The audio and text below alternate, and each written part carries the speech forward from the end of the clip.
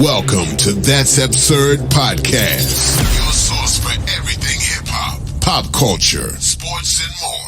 Tune in, subscribe, enjoy. Yo. Welcome back to another episode of That's Absurd Podcast. I go by the name of Juno, a.k.a. Melvo, a.k.a. The Godfather. It's your boy, G-N-A-P. And we're back for another week of the bullshit. You already know what time it is. OG, what you been up to, bro? What have I been up to? The missus have been still updating stuff at the crib. I went and put tints on the one of the Teslas today, and I'm trying to about to get the wrap done. So I've been trying to select which colors I want with kind of theme I'm going with. So that's about it. Just basically trying to sort out, following different pages. Which one you getting wrapped? The 3 or the Y? The Y now, but I might do both because the color I want on the Y, it kind of goes with the 3 because the 3 has the chrome trims, and to add the color I want on that one, that chrome wrap is like triple the amount of the thing, and I only need it just for the trim, but they can't order wrap and just trim. They need a whole roll, and the roll for just chrome is like bullshitting you. I mean, that's what they tell me because most people don't have the chrome. Most people already have either with chrome or what's the name. So people black out the chrome. You know what I'm saying? I wasn't trying to black out the chrome. So the car that already has the chrome, I wasn't gonna do. I wanted a color that I wanted like that. I wanted that. It's called like if you ever seen like Lincolns, a lot of new Lincolns and Navigators tend to have like that blue. I've seen your photo. It's like a metallic blue. It's really on point. I wanted it, and it goes real good with chrome. But so I'm gonna do the Model Y. I'm doing like a satin gray. At some point, I need to do a two-tone, but I had to put in order. They did I did the tints on the 3 today. That's about it. Just getting those ready, and then Bro, tints are so expensive now, bro. Especially if you do it. If you don't go to Sunrise. Tints are expensive to anybody that ain't from South Florida. Yeah, bro. Because if you're from South Florida, Sunrise was $75, right? About $75 to $100. Yeah. I dropped probably like $800 today. No, shit is nuts. Exactly. Wow. So you spent $800. So you got the whole pan thing done? Yeah, I did because the already top already comes. So it's the bottom half. Yeah. I did all the windows and I did the front windshield. The windshield's illegal to do, but I did it clear, so you can't. But you can tint the front windshield. It's illegal in Florida. So you got it clear. So the sun. Yeah, so the sun, because panoramic, so it's supposed to all reduce the heat. I definitely need that on the Y. I haven't done it in the Y, then in the 3, but the Y definitely because it has more space. That sun do be killing without that. So it has the UV protection to keep it down. But I know Eddie on his, he even darkened his even more. He says it's not as bright. I guess at night you can't see through the things. At night he's gonna be dark at night, but you don't care about daytime still good. So I didn't retouch the roof. I just did the back panel and listening. But yeah, all that it's crazy. Yeah, if you're not near Sunrise, it's insane. Yeah, but even when the tints at Sunrise, them shits don't last, and there's no. Oh, that's why. Yeah, bro. Because I remember last time I got tints at Sunrise, them things started fading and what's name after like a year. Oh yeah, that ain't good.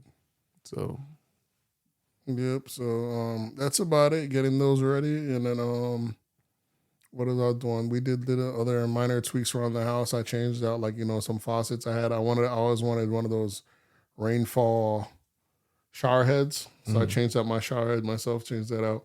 So I had like the regular one that had the regular shower head. So I went on Amazon, ordered the right one, got the extensions, and I got the rainfall. I spent like 2 weeks doing this because once I had to find the right size, the right length, so I got a giant one because I wanted a lot of water to drop down. And then after that, I had to go and get an extension. So, because, just having a rainfall shower head doesn't work. I seen it on Twitter. People talking about shower heads like this are anti-black. I was like, what the fuck are they talking about? And I didn't get it. I was like, it's because, if you got hair, they don't wet it. We don't wet it every day. That don't mean it's anti-black. But that's Twitter. Exactly. Twitter just say design. I was like, that motherfuckers just know the joy of waterfalls. But I get it. And then what's worse? What's crazy is they sell the thing with like a shower cap. But I just got the extension, and you could pull the knob and do the old fashioned. Hold the handle that way, and if you want to go that way, but So it's not bad. So it's pretty good. It's still not the pressure I would want it at, but that's about the best of my abilities that I can get it. You know what I'm saying? You know what I'm saying? I had the people come to the house not too long ago to what's that one company that does everything around here? Not Massey's. One of the companies that when you sign up with them, they do your conditioner, your air conditioner, your plumbing. You know what I'm saying? We got all those companies down there. I know the one. Something gay. I forgot the guy's name. The one I use is Ace. Yeah. Has that always been a thing that like these companies make you sign a package and they do everything? Because I don't remember growing up in Palm Beach, they had service. I thought you had to call a plumber or an electrician. I didn't know there's companies that do it all in one. I'm pretty sure they were, but we didn't know back then. Our parents was the one doing it. Yeah, they were hiring one handyman to do all. But I doubt our parents was gonna sign up for some package that package ain't even that expensive though, especially because they give you, special checkups and you know what I'm saying, and once a year, 2 times a year. Of course, there's always gonna try to upsell you, but anybody. But they make that shit real convenient. They could come to there because I needed them because I kept the shower, like one of the 2 of the showers just kept backing up every week or so. It was crazy. I was like, it's not. I'm thinking maybe there's hair in the thing, and I couldn't lift up things, so I had them snaking this and that. It was just build up from the last people between construction, so I cleaned it out. I haven't had no issue since. That's what I called them in for. But yeah, so I got one of them services, and houses always got some secret maintenance thing that you're paying for one thing or the other, and some shit like that.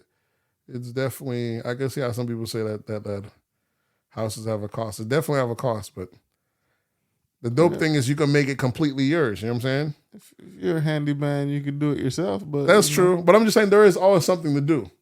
If you're at a house, there's something to do. Even if it's not repairs, between upgrades and just to getting it however you want it. You can always tweak it, and that's the dope thing about you having your own house. You could have things your own way, switch things up, this, that, and third, and have it to the place where you don't even have to go out the house. If you get things so customized, you get things so dope, you don't even have to leave your house. Have everything. In the future, might have that. How those guys be having that lair, that man cave at the bottom, like almost like a club. But if people come in, they're friends. Yeah, but we live in Florida. We don't have basements. Yeah, that's the one thing that sucks about Florida is that you can't have a basement. I love a basement. I'll deck that shit out. Exactly. But that's why my next place, if I get a spot, I would love it to have a in-law suite. So basically like a second house, and I'll deck that one up. then I could use that when friends come over, family, what's name, you know what I'm saying? That way you could have that way. That would be perfect. That's what you think till you actually have it. I mean, that's what I'd want. I mean, I have now, but right now the missus kind of calling the shots and everything. I want to throw a theater, but she ain't going for it. So we just did the living room, did the wainscoting. Put the fucking pants on, nigga. Nah, I let the house. Pull your pants. The house is her territory, though. Just keep that. So I just let her, but it's pretty smooth, man. But just getting all things sorted. What you been up to though?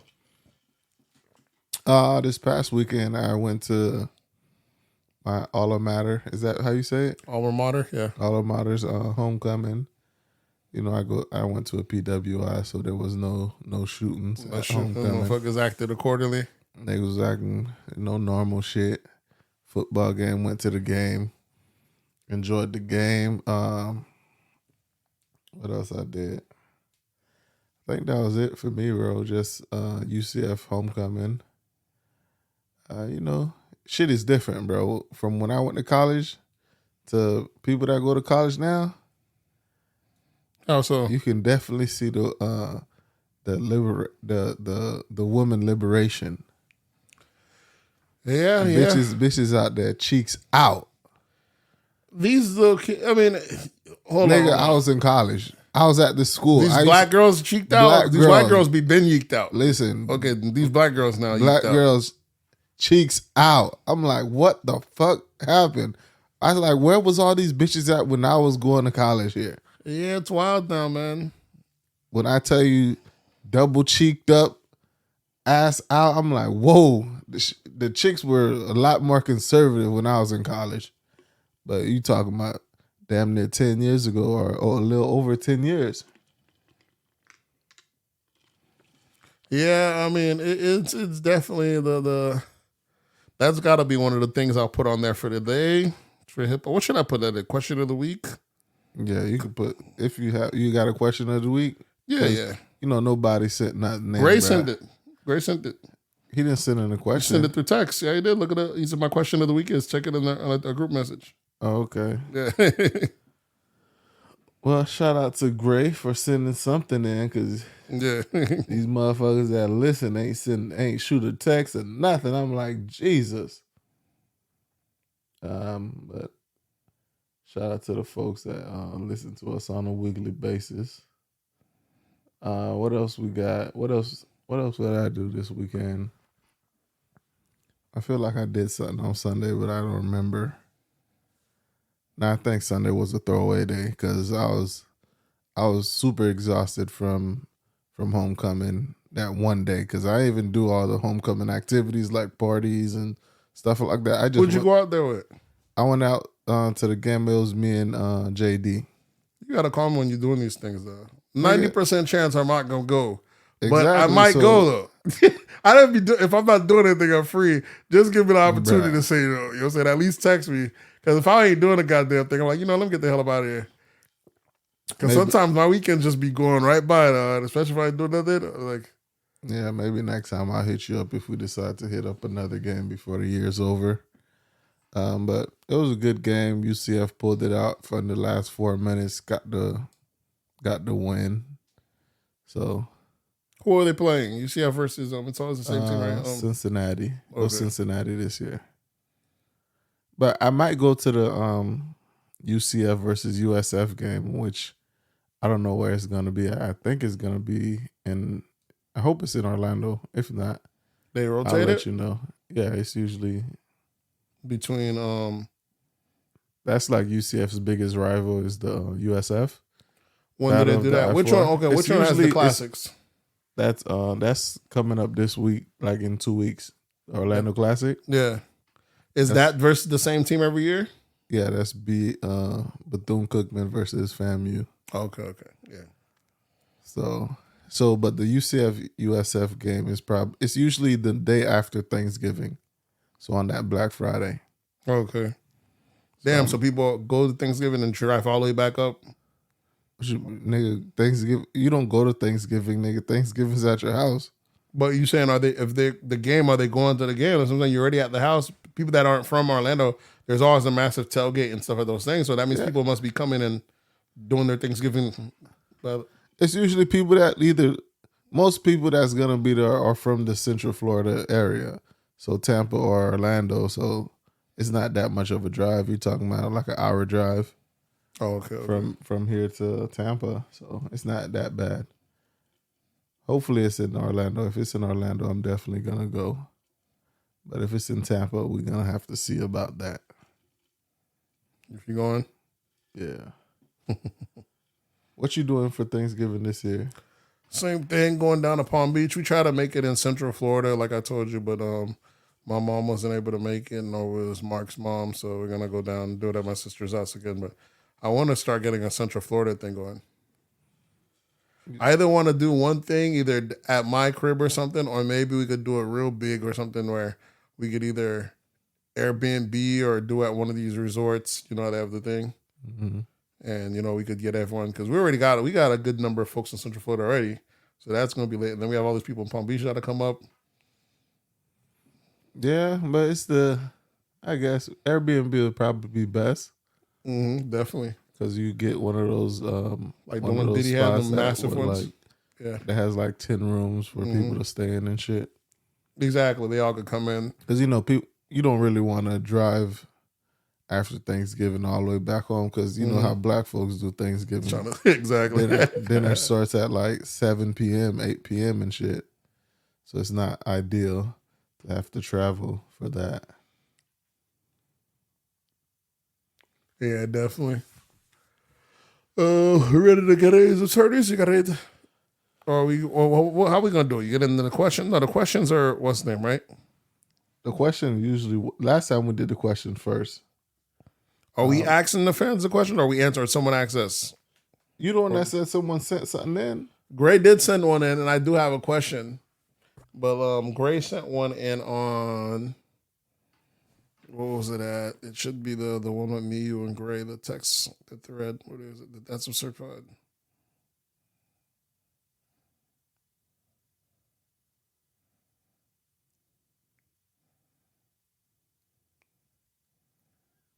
All right.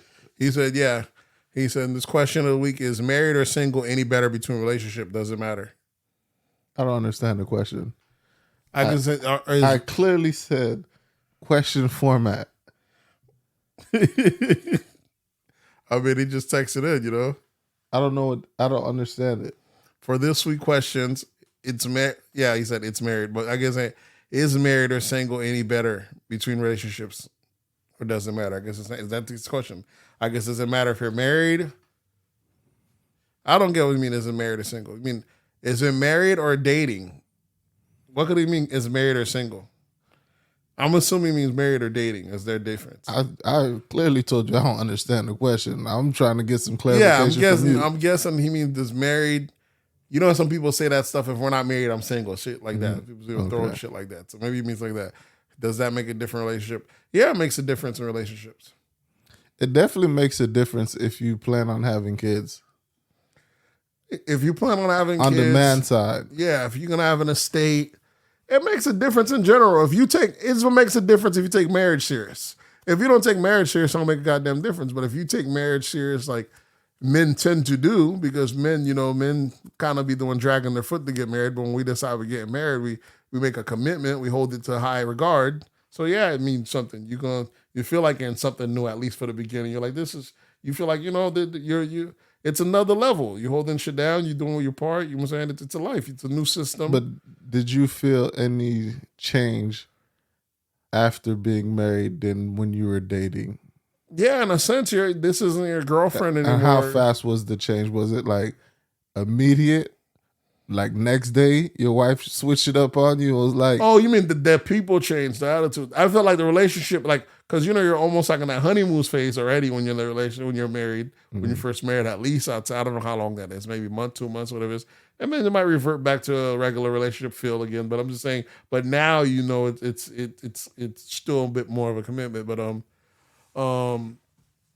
did your partner switch up? That partner switch up thing only happens if you were people that were short relationship and go to marriage. Any switch up that would have happened already happened in between. Through the course of the if we've been dating as long as me and my wife. Yeah, me and my wife was dating for 10 years before we got married. So all the changes happened already. It's still happening. When you're with someone long enough, they change a couple times throughout the course of the relationship. Just like you change. And then sometimes the change could be so different that you're so far removed from it that you could think about how you go back years later, like, oh yeah, I was wilding back then. You could look back and see how you was doing it. You probably haven't changed that far from how you was then to how you was now. But when you get there, you'll notice you're like, oh shit, I was wilding back then. Or even shit that y'all might have argued or go off, Once you've leveled or find a new level, a new then you can see the changes.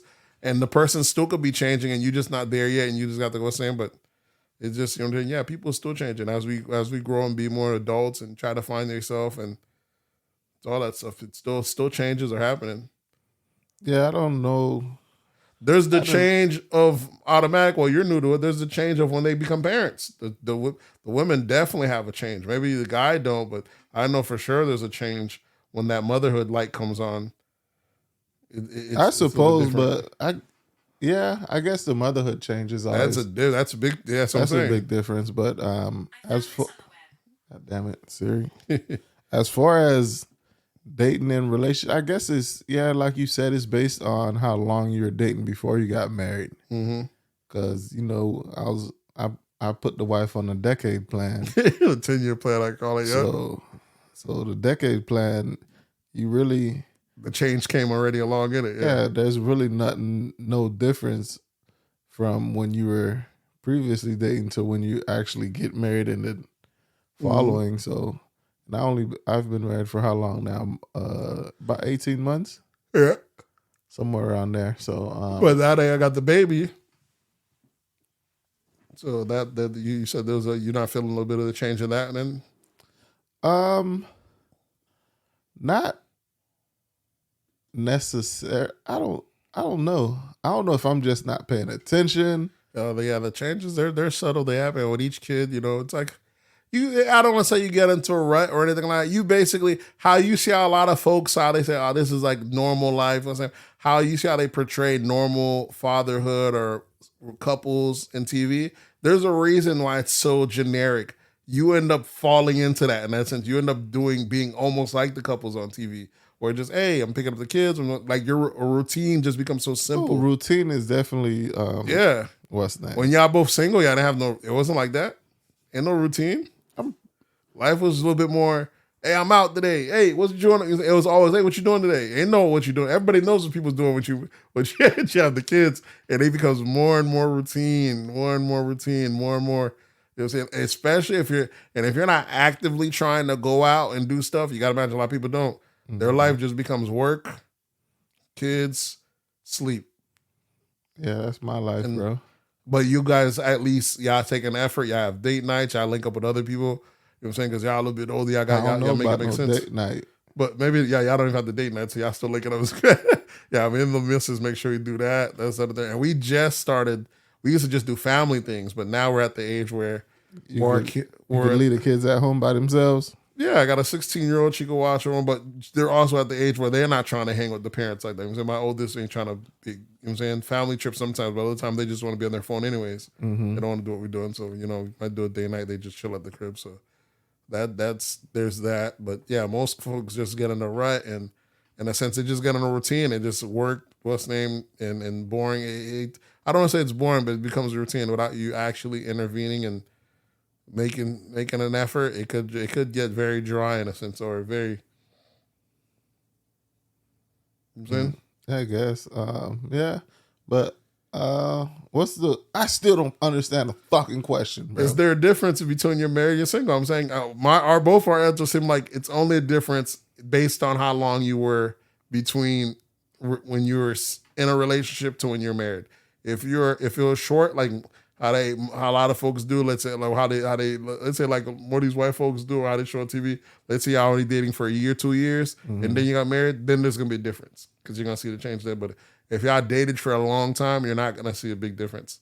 It's each milestone might make a change, make the difference change. So when you have a kid, there's gonna be a change. When you have another kid, might be a change. You might level up and get a new job, and that puts you on a new type of schedule. And you have once you hit a new earning threshold, that might make a change. You know what I'm saying? So other than that, I'm not seeing in my opinion, I don't really see, there's no other. So the answer is yes, right? Is that what we said? Yes, there's a difference? Or depending. Yeah. Okay, so yeah, I don't understand the question, bro. I feel like there's more to this question than what's written. We'll have to ask Gray. I was just speaking to Gray later today. We'll have to text him back and see if he means. Maybe he's at the point where he feels like, some guys are like, yeah, there's no difference between marriage and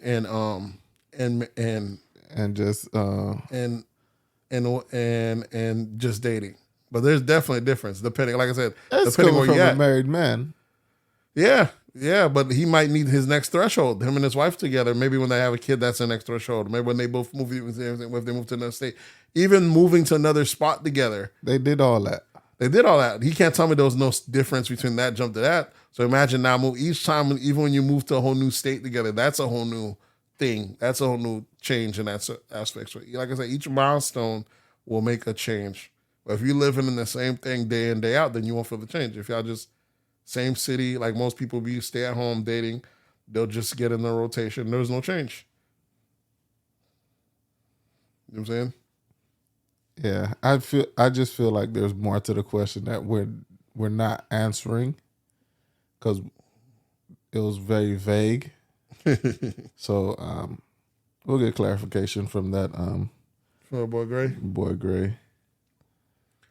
Other question do we have? Question of the week, because that one was from Gray. We answered that one. This was from online, right? It was a woman's take. They said, relationships, can you be a single mom and in a relationship, right? That was what it was? Yeah, that was What's your take on that? My wife sent me that. I guess there's a whole bunch of women nowadays. Yeah, they are that. Married women.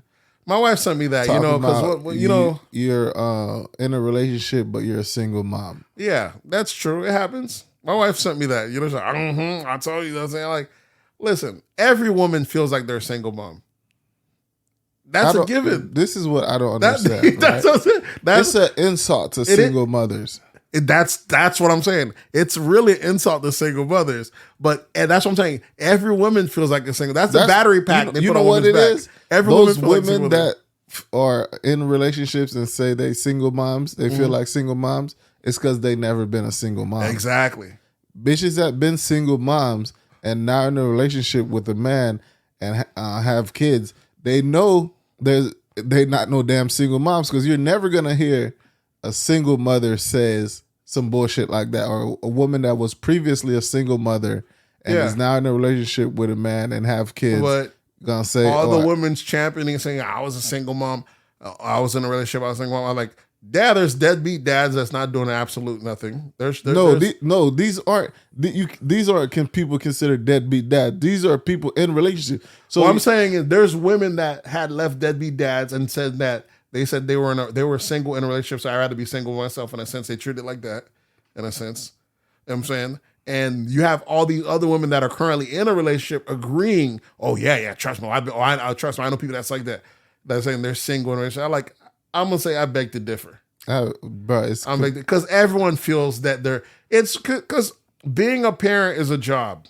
Right. You know what I'm saying? Being a mother is a job. And when you're at a job, every employee feels undervalued. Mm-hmm. And that's their excuse in a sense. They were like, oh, I'm doing. Every employee feels like they're not getting their just dues, or the thing's not working. And that, even when my wife sent me that, I had to laugh. I was like, get that. I hope this ain't for you. I hope you know this ain't for you. These ain't the waters you want to cross, man. Because we could make you feel like that. Do you really want to feel like that? So it's one of those things, like I said, but you can be if the guy's no. The thing I'm hearing from the women that say, oh yeah, a single mother in a relationship, but most of the times it's bitches that stay at home moms, bro. Well, that's different. See, like my wife's a homemaker. She's a stay-home mom. In that sense. I don't see how can you. And my take from it, take us from the breadwinner from the regular, goes like, you're not. That's you were saying it's like two jobs. I earn your job is the household. My job is to contribute the contributions for the household. You know what I'm saying? Right. That's what I don't understand. Like, how can you don't know the plight of a single mother, because single mothers have to work and pay bills. Yeah. And now if you have to work and then store what's name, then sure. That's what I'm saying. Some women are saying that. Some women have to work. But there's a difference between if you have to work and you contributing some to the bills, you're maybe 30%, right? Yeah. Versus 100%. Yeah. The 100% is what break them bitches' backs. Yeah. Yeah. You got mothers that are out here working, taking care of the kid. The dude also isn't working, and so the mom's the breadwinner and she has to take care of the kid. But you said the dude is not working? Yeah, you have something that is that bad situations like that. Then you have both that are both working. But I still wouldn't consider, because it's not like if he's not working, it's not like he's doing nothing, period. Like when I say nothing, I mean like nothing. Like the kids, like it's like the kids, do the kids see him? Do the kids know him? Yeah, if he's living in the house with a kid, if you're living in the house with a man and have children with him, there's no way you can be or be going through the same thing as a single mother. You know, men, it's different thing, man. Men have so much different hats they have to wear nowadays. You know, everybody like Carlos said, everybody wants the men to be a super nigga in a sense. Like they want him to be the breadwinner because he's not. I mean, they want him to be a bread earner because if he's not earning bread, like I said, if you're not bringing you ain't got no value, you ain't earning no money, women gonna look at you sideways. So they want you to bread earner, but then women want the support, aid anytime they want the help. You know what I'm saying? If they ask for help, they need you to do that. They want that help without you asking, without them having to ask. Yeah. Like the mind reading, they need you to do that. You know what I'm saying? So it's all those things. Mind you, when you're going to work, you ain't got no one you need to tap in. Hey, you could mind that you need help, you can ask for help without asking. Yeah. Every time you need help, you ask for help, right? Closed mouth don't get fed. That's how men run. Men don't have no problem asking and don't feel offended asking. Closed mouth don't get fed. But women feel like it's too much that they even have to ask. In a sense, you know what I'm saying? And they feel them asking is in a sense that they're that, and I feel is always they feel like that's what makes them a single mom or anything like that. Or even let's say like the situation where, like you said, the dad isn't working, but he's at home with the kids. If he's not earning, some women will feel like they're single. You know what I'm saying? Like a guy being there is still just important. The father figures that just like if the mother wasn't working, he's there still with the kids. That it's I don't know. It's wild. It's wild out there. I just think this is bullshit because literally was it which one your wife sent you? She sent me. Was it the one the lady talking about if I was a man I'd only date single mothers? It was it 8 at the table, that group that does the ton conversations. Nah, it wasn't tough conversation, but I think that it was 8 at the table. That you know those the ones that be sitting on the table, be speaking to like the 3 guys. The guy with the dread always had the wild takes. You know what I'm saying? The tough conversation was another wild one because there's this new brother on there. He's real droopy, real sleepy. That nigga be saying the most simpiest shit in the world, bro. Wild throat shit. Like, I think he was on there with Brittany Renner when she was talking about I have a kid. He's like, oh, I love kids. Instead of, you know what I'm talking about? He was on there, which was nothing, that's cool. But he's the dude, like, I think they had one episode that they were asking about, the guy was like, man, if you were a girl and you ain't getting no box, that's your girl, and it's been a year, 2 years, man, I got you can't do it. And he'll like, what the hell you mean you ain't with her just for sex? Is that a third? Y'all gotta be deeper than that. I'm like, man, get this nigga off the mic, man. Yeah. What's this nigga talking about? Some niggas, yeah, you don't like you sipping a little too hard, my boy. Please don't speak for the male. Yeah, please don't speak for the male species. It's it gets wild. Like I said, you can be single, but there's no. I don't see it because where do you see men saying that they're single? They're single dads. Yeah, because the chick ain't doing nothing. Yeah, there's guys that have girls at home ain't doing nothing. Exactly. You know what I'm saying? Those girls that they might have it all covered, all kept for. They might have maids, everything else. They don't say they're single. Imagine the guy. Does Trump go around saying he's a single dad? Of course not. When he's covered, when his wife has maids and stewards and people helping out all his kids, doesn't do nothing but shop, does he say he's a single dad? But had the shoes been on the foot, those women will say they're single moms. The double standards in life. Yeah, that's one of those things. So, and you're a single mom if you're a single mom. That's our take on it. Yeah, right. Basically. Not if you're in a relationship. If you're in a relationship, you ain't a single mom. Shit is ridiculous, bro. That's about our size of it. Don't let society hype you up and let you thinking this, that, and the third. I know a lot of them say, no, I have to go to work, then I stop to go quick. That work thing's another one, you know what I'm saying? You gotta it's strange out here anyways, you know, because we are in a stage where a lot of society is making it harder where I guess both couples definitely have to work. Mm-hmm. That's a given.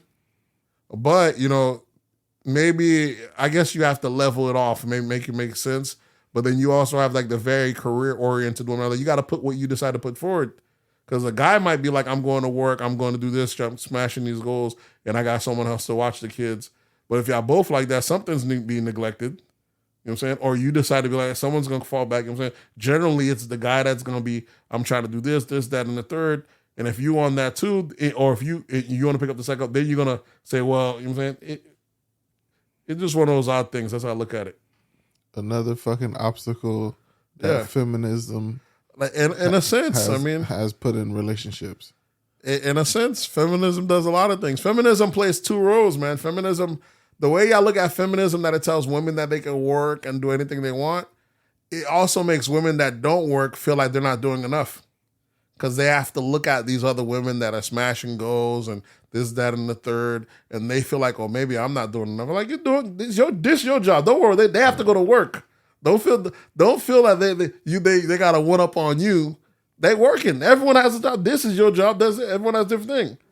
And I don't see how someone can't see the benefit of not having to work. Bruh. As a man, that's the one thing, ladies, I do not understand. I can't see that shit. That's the reason why. Like, y'all think we going to work for fun. That's the most exactly. Like the fucking like going to work is like playing basketball and going to the strip club and shit. This shit is not fun, nigga. Yeah. You think niggas want to go to work? Exactly. I would rather be doing a whole lot of other shit, but in society, especially social media, it's pushed heavy. You know what I'm saying? You got to think black girl magic, black girl what's name. Matter of fact, like even when you follow there's like threads, stay home moms. You know, my wife will follow them. Majority of them be white women, and the few that are black women, it's like even that's it's a niche, and they call it like comfort living or something like that. It's like a niche that they're calling it. And some girls are saying, "Oh, level up. You got to get in this comfort living." There's another thing with these new girls they'll date guys with high end money. I forgot what it's called. It's like there was a black girl. You didn't see a video. She put it last week. She went to the bar and she was just drinking by herself. She said, "Here's my victim. I'm gonna find my victim." She's basically going to the bar, make them pay. See that. And people like some people are mad, but some girls say, "Yeah, what's the problem? Why would I go out and I've got someone pay me? I take the easier." These bitches go to that's some wild shit. It is wild to go out you go out with no intentions on paying anything that you order, and you. But if you don't have no money, it's crazy. But if she has money, there's a difference. She got money. That's what I'm saying. But some of them have money, and they're like, "This is what I do. I get guys to pay for my thing, and I just sit on my bread. It's the comfort life. They're using their feminism to their best advantage." Other women be like, "Nah, a guy could be mad, but the guys that's paying for it ain't mad, so we really ain't got no reason to care." Yeah, and the women that are mad, you ain't doing it because you can't do it. Facts. That's the only way about it. Us guys, that's some throat shit. We're only saying it's throat shit, but if it's a girl that you see out there, hey, I'll pay for you. If it ain't the person paying it, don't mind. Not at all. Exactly. Got it. Yeah, exactly. That's what I do. Exactly. So it's one of those things. And really, it's mainly women that hate on those other women. Well, you got some men that'll be. You got the men that can't do it, of course. Yeah, the men that can't do it definitely hating. You know what I'm saying? I never understand why niggas complain about shit that they can't do, or like even the whole preference thing. I don't date short guys. Girls that say they don't date short guys. Yeah. I've never been offended by that because I'm over 6 foot. Yeah, but you're lucky though. You're over 6 foot. But girls do be sizing. I don't think that's such a dumb thing to me, and that's so throwed. You know why it's dumb to you? Because I'm over 6. You're over 6 foot. Yeah, but to me, I'm like, why would you not date a guy? Because I'm saying that shit to me is so throwed. But if you were short, bro, you would understand why that ticks other guys off. I guess because it never bothered me when I ever heard a chick say they don't date short men. It never bothered me, but I'm not short, so I can't really. It's like when you run with the wind against your back. Yeah, it's a privilege that you don't notice. Yeah, exactly. You know what? That's the one thing about the manosphere. It got a lot of the guys that probably even contribute to manosphere. They might be shorter than 6 foot, but the ultimate thing that they all tell you, get your money right, get in shape, then you'll get all the women you want. But a lot of guys are resentful when they get in their money right, get in shape. Then that's like, no one. What do you bring to the table? Yeah. But if you get your money really up, you don't give a damn what they bring to the table because that's the level you need to get to. Don't get to the level of where you're asking. You need to get to the boss level because if you're asking what you need to bring to the table, you're asking for a partner. A boss ain't looking for a partner. You know what I'm saying? He's trying to roll a dictatorship. He's trying to employ. He's trying to employ. He's not looking for another coworker. But he's not looking for a partner. Everything is skewed and fucked up in this whole relationship thing, especially in the black community. Because even the nigga that says, I don't give a fuck what she brings to the table. Yeah. I'm gonna provide everything. Yeah. The fucking people attack him. Like, what's the dude name? Basketball player. Shepard. I'm on Shepard. When he said the shit. That's the thing I'm on. I'm like, I don't care what she brings to the table. If I like her, that's what I need from her. And niggas like, that's what his ass get when he feel like nigga. Exactly, nigga bro. Niggas want these girls. He's simping for these girls. But niggas are mad at him. But that's the ultimate level. That's the highest level where you don't need him, but you still accept him. Women don't do that because if a woman has everything, ain't no way she's going down to a guy that she don't need that don't provide anything, that she just like him just to like him. Mm-hmm. That's looked at crazy for women, but guys do it all the time. Yeah, that's what normal society was built on. Yeah, so yeah, it's a throat thing, but I feel like a lot of those guys, they're either leveling up on the manosphere and on their way up, they're resentful. That shit. I guess work. Them niggas didn't want to work hard. They didn't want to work hard. Now that they had to. They had to work hard to get to what's their Yeah, and now full of resentment. And they full of resentment. Someone's going to pay for this. They start dogging bitches. Yeah, they were like, oh, ain't nobody. Now their eyes is kind of, I can get. There was a guy the other day, I just sent a video. He was complaining how he took the girl on a date. He had some points how, he told her he met her. He asked to go on the date. And then she texts him. It was supposed to be the next day. She texts him, "Hey, am I supposed to be getting like an hour before?" He's like, "Yeah, go ahead and get ready. I don't understand that." She's like, "Okay, I see you didn't confirm." He's like, "I just spoke to you yesterday. What is there to confirm?" But there's that. But bitches be bugging, B. It's wild on her part. But his thing is talking about after the date. They got up. She didn't say thank you for the meal or anything. And he she didn't say thank you. You know what I'm saying? It wasn't like the meal was free or anything like that. Guess how much this meal was, bro? How much? $16. Where they went? I can't. The phone's fine, but I like the fact that you would even bring up the fact that you say she didn't thank you for the meal. And the meal $16 is thrown. Bitch ain't got no manners. She ain't got no manners, but you the one that asked her on the date. Were you expecting her not to pay? It don't make any sense. No, not that you're gonna expect her to pay or anything like that. But if someone picks up anything, if someone does something for you, I'm taking you on a date, I'm taking care of everything. A thank you is. I guess you just say it was a good night out and things, but I guess he wanted to thank you from her. My thing is you got off easy on the $16. So maybe that avoids you. Find out where this nigga, yeah, what kind of that avoids you of a thank you. You done got you a $16 date, bro. You know what I'm saying? They ain't cost you back. So there's that. And then at the end, the girl said, well, I had a good time, but you still gonna have to chase me. He said, chase you? Because I ain't gonna chase you. And then she like ran across the street. And he's like, man, I just ain't called her back, man. And he was like, he's like, I done chased you trying to get you. He's like, chase you, basically offering a date, coming to the date, this, that, third. I ain't gonna chase you. My thing is, she playing a little too much like somebody got to chase her. But what happens to niggas entertaining them? That's what I'm saying. These niggas get the win. They're like, I ain't chasing nothing. We're hunters. Listen, you still got to hunt. But we're pretend for the chase, nigga. Lie. No, there's this equality shit. I don't know about no equality. You got to secure the deal. You could be as cutthroat as you want. Maybe after you done sealed the deal. He ain't sealed the deal yet. Fitty said, nah, I ain't for the chase. I'm done. All you did is put yourself out of $16, my boy. It don't make no sense. $16 date is wild. It is wild. But to say you're not gonna chase, I'm like, yeah, I'm gonna entertain. Yeah, sure, I'll chase. You know what I'm saying? But it's wild to be like, nah, I ain't even call after that. You throw it. I don't know. You got off on $16, bro. I don't know how you managed to pull that off. Sure, she's throwing about, telling you how come you ain't checking the day before. Just the whole dating scene right now it's nuts out there, bro. The stories I see online it's crazy. You know what I've been seeing lately? That cartoon with the black woman and the dude that's just like nonchalant at the date. No, I haven't seen that one. He goes, it's like 12:46, and it's like, good morning, beautiful, and then she's looking surprised, and then she was like, tell me about yourself. He was like, you'll find out when we get to know each other, and blah blah blah, and then she said something about effort and something like that to get to know her and stuff like that. He's like, so what you saying? I'm not putting in effort? You gotta put it. Like, you know what? I knew you was one of them types of bitches. You wearing suits to dates. Jeez. It's wild out there, man. I'm gonna send you that video once I find it again. This shit was hilarious, bro.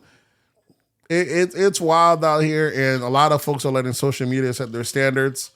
And that's what's happening. These women are probably going in there saying, well, I need you to put in effort. I need you to chase. And the guys are coming in and saying, what do you bring to the table? It was crazy. Even he said, like, when the first date, well, yeah, what is your aspiration? Where do you see yourself in a 10-year plan? Or, y'all asking all this on the first date? Jesus, nigga, this ain't a job. Bruh. Him and the girl was doing this. Like, the dating scene right now is crazy. Because the girl said, I'm nothing. I like to travel. I really said, well, you said 10 years.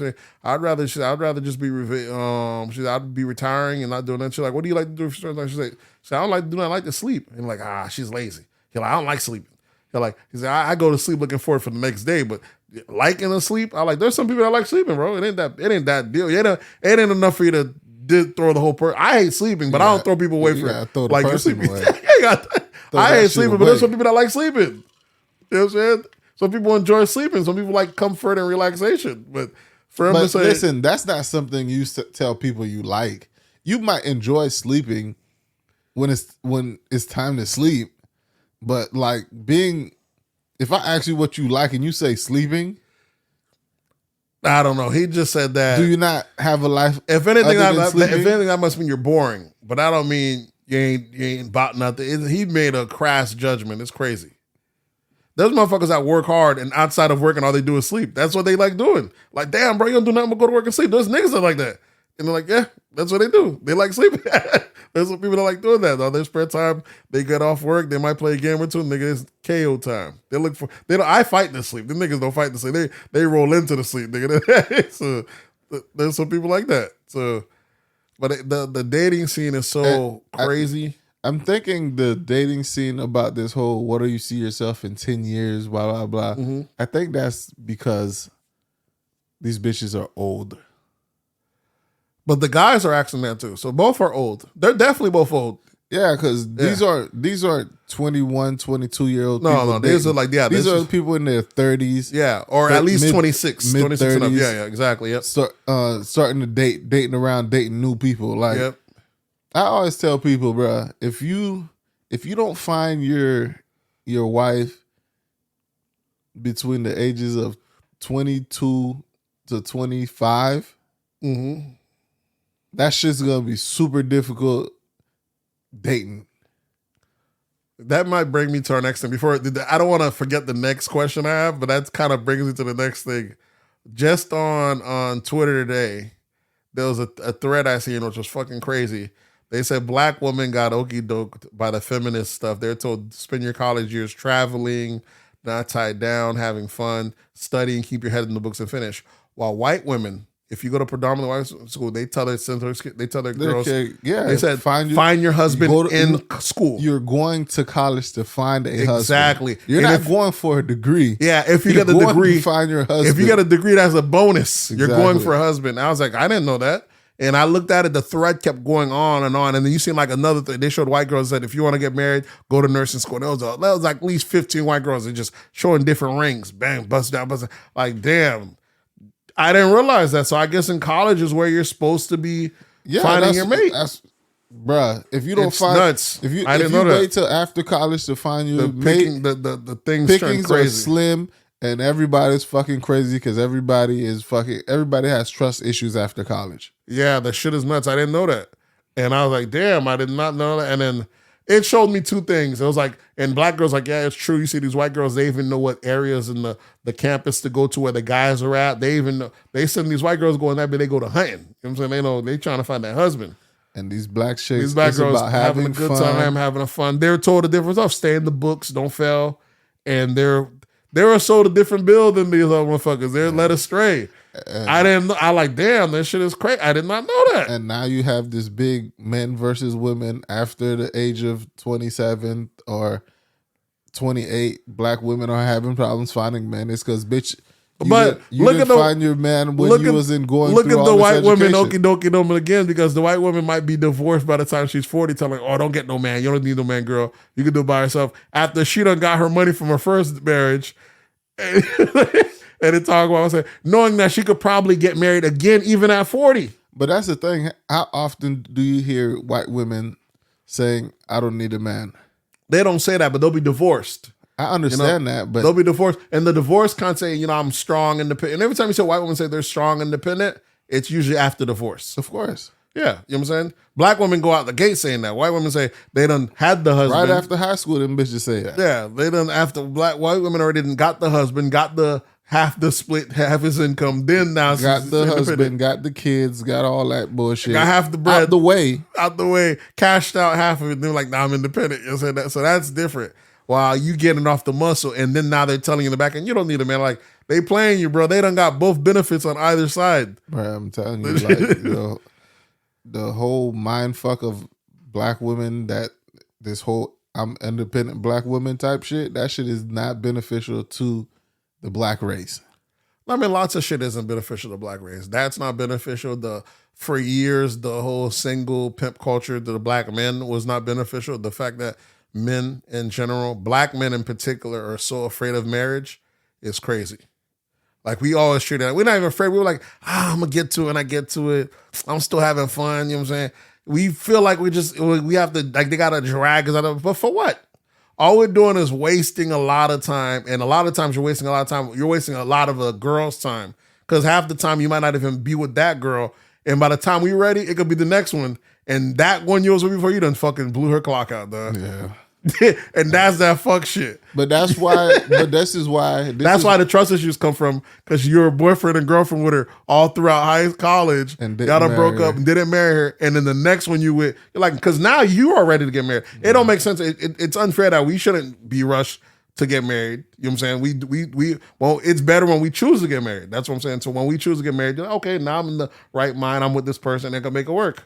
But that's the whole thing. That's why it makes sense to date someone that's about 7 years older than you as a woman. Mm-hmm. So if you're 20, what? Yeah, I'd say, as long as I'll say three and over. Yeah, three and over. So y'all can mesh in the same where you're at. Exactly, because he might be ready when you're because guys your age will not be ready at the same time, because guys progress slower. Definitely, yeah. That's what's gonna happen. It happens like that, sadly. But if you dating guys your age, he's not gonna be ready. Not maybe now that you're starting to see celebrities and stuff being wifed up early, now the culture might change. But our whole lives, it was niggas kept their girlfriends quiet, baby mom. They had baby mamas, they never wifed them if they can. We barely seen power. There was no such thing as power couples in the black community. Well, they call a dope boy and a CNA a power couple. But that was it. Well, I'm talking about on TV. There was no you know what I'm saying? Black power couples? There was no black power couples, you know what I'm saying? We just started having them when you had your Jay-Z and Jay-Z and Beyonce, but I was never prominent. You could think of 100 white actors that had wives along the way. They done divorced and had multiple wives along the way. They stayed married, those white guys. They're rich and stayed with wives. Black guys, nah, nigga, I'm kicking it. I'm single. So advice to women over the age of 28, I would say, never date a guy your age. Yeah, you got to start dating up. You got to date someone about 7 years. I'd say 7 5 to 7 years. I'd say 3 or more. You talking about? I'd say 3 to. I won't say 7. 7's 5. A 28-year-old woman, you think she should date someone 30? A dude that's 30? No, 31. Yeah, he got to be ready. Like 30. He got to be like 34. Yeah, but she can't wait till no fucking 34 herself. No, she's 28. Oh, I see what you're saying. Yeah. So she's dating a dude that's 24. That's but 34, if you think you're going to be in your 30s, 31, 32, looking for someone that's 31, 32, that shit's not going to work. You have to date a dude that's older every than now you. and then you'll find a lovebird nigga in the group that be like that, but it's rare, man. We haven't been trained like that. We drag you. You're saying, yeah, you're right. We're culture wise, even just how it is, we start here clubbing, partying, good time. We don't really want to turn that clock to about, like you said, about 20 to 30. But we have that luxury of doing that because it isn't a luxury. Because like I told you, if you're gonna be with the person, the 10-year plan is unnecessary if you're gonna marry the person anyways. You might as well have gotten married early. Yeah, but you can have a 10-year plan. No one has a 10-year plan. Listen, it's you're just in a relationship. We can do that because we met our wives when we were young. So we were both young, so there's time there. Mm-hmm. But when you're 30, you can't be talking about I'm gonna meet somebody and put out a decade plan. Yeah, but I'm just saying, but even us having a decade plan is an issue because we're young. But when you think about it, that's what I'm saying. On the male aspect, guys shouldn't be waiting 10 years because, like I said, we're also wasting the girls' time. Yeah, that's the thing. You might as well have gotten that out the way. That's why you got be in 2-3 relationships by that time. At the very, not even if you're not even ready to get married. What's the purpose of being in a long-term relationship before your marriage? Is it training you? It's not training you for marriage. It's like the last thing you said. How long can you keep that person the ex? I was like, if y'all with a person a long time, I don't see how that person's not your ex for forever. We'll say, but a lot of folks are like that because they were in a long-term relationship before the marriage. I was like, you should either be in multiple, not super long-term relationship before that, or go ahead and marry that person. But in our culture, it's, you know what I'm saying, the drag out, and a lot of women strike out. They don't win that 10-year, that long-term. They do the one thing that caused the breakup, and that guy marries his next thing. That's the thing. Yeah, after a dude goes through a long relationship, that nigga usually breaks up with this chick and be married in like the next 2 years. Yeah. Because men can get married that fast. Men can get married anytime. I almost feel men can get married anytime because what women are turning down proposals. It's wild, especially this day and age. It's hard. You know what I'm saying?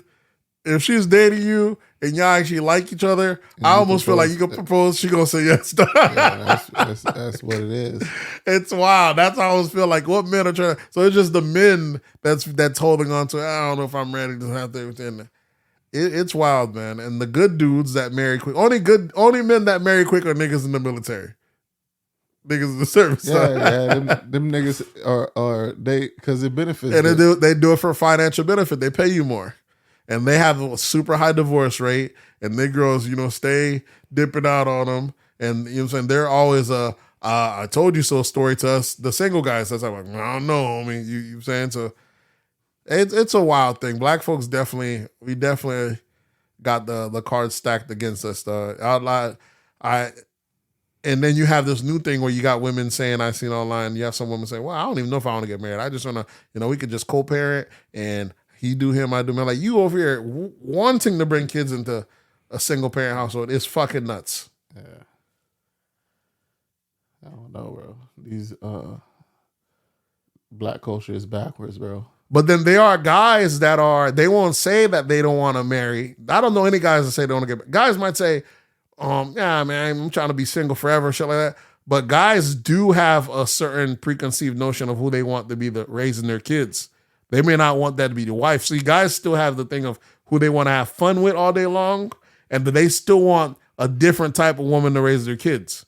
Right, because that's what I was, that makes me think of the video I just watched where the girl that is complaining about how college educated men only put her in the fun girl category because she does the makeup, eyelashes, weaves, all his tattoos and shit like that. And she's upset that college educated men, because she went to college, educated men only look at her as a fun girl. Yeah, I was like, bitch, because that's how you present yourself, and niggas don't want those people raising their children. Yeah, they say there's a lot to it, dog. They say it's a lot of they say your mom leaves an imprint on you. Say a lot of the times you date someone that's kind of like your mom in a sense.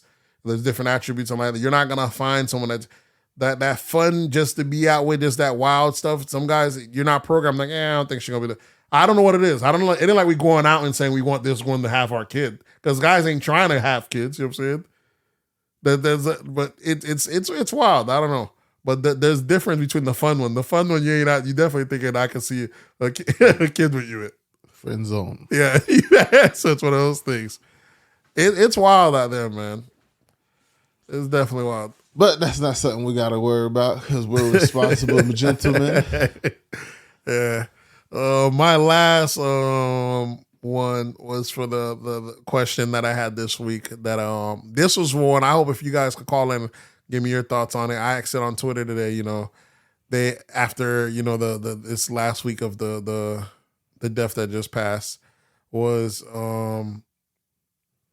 maybe we'll do it after we break the we'll do it after hip hop because that way door.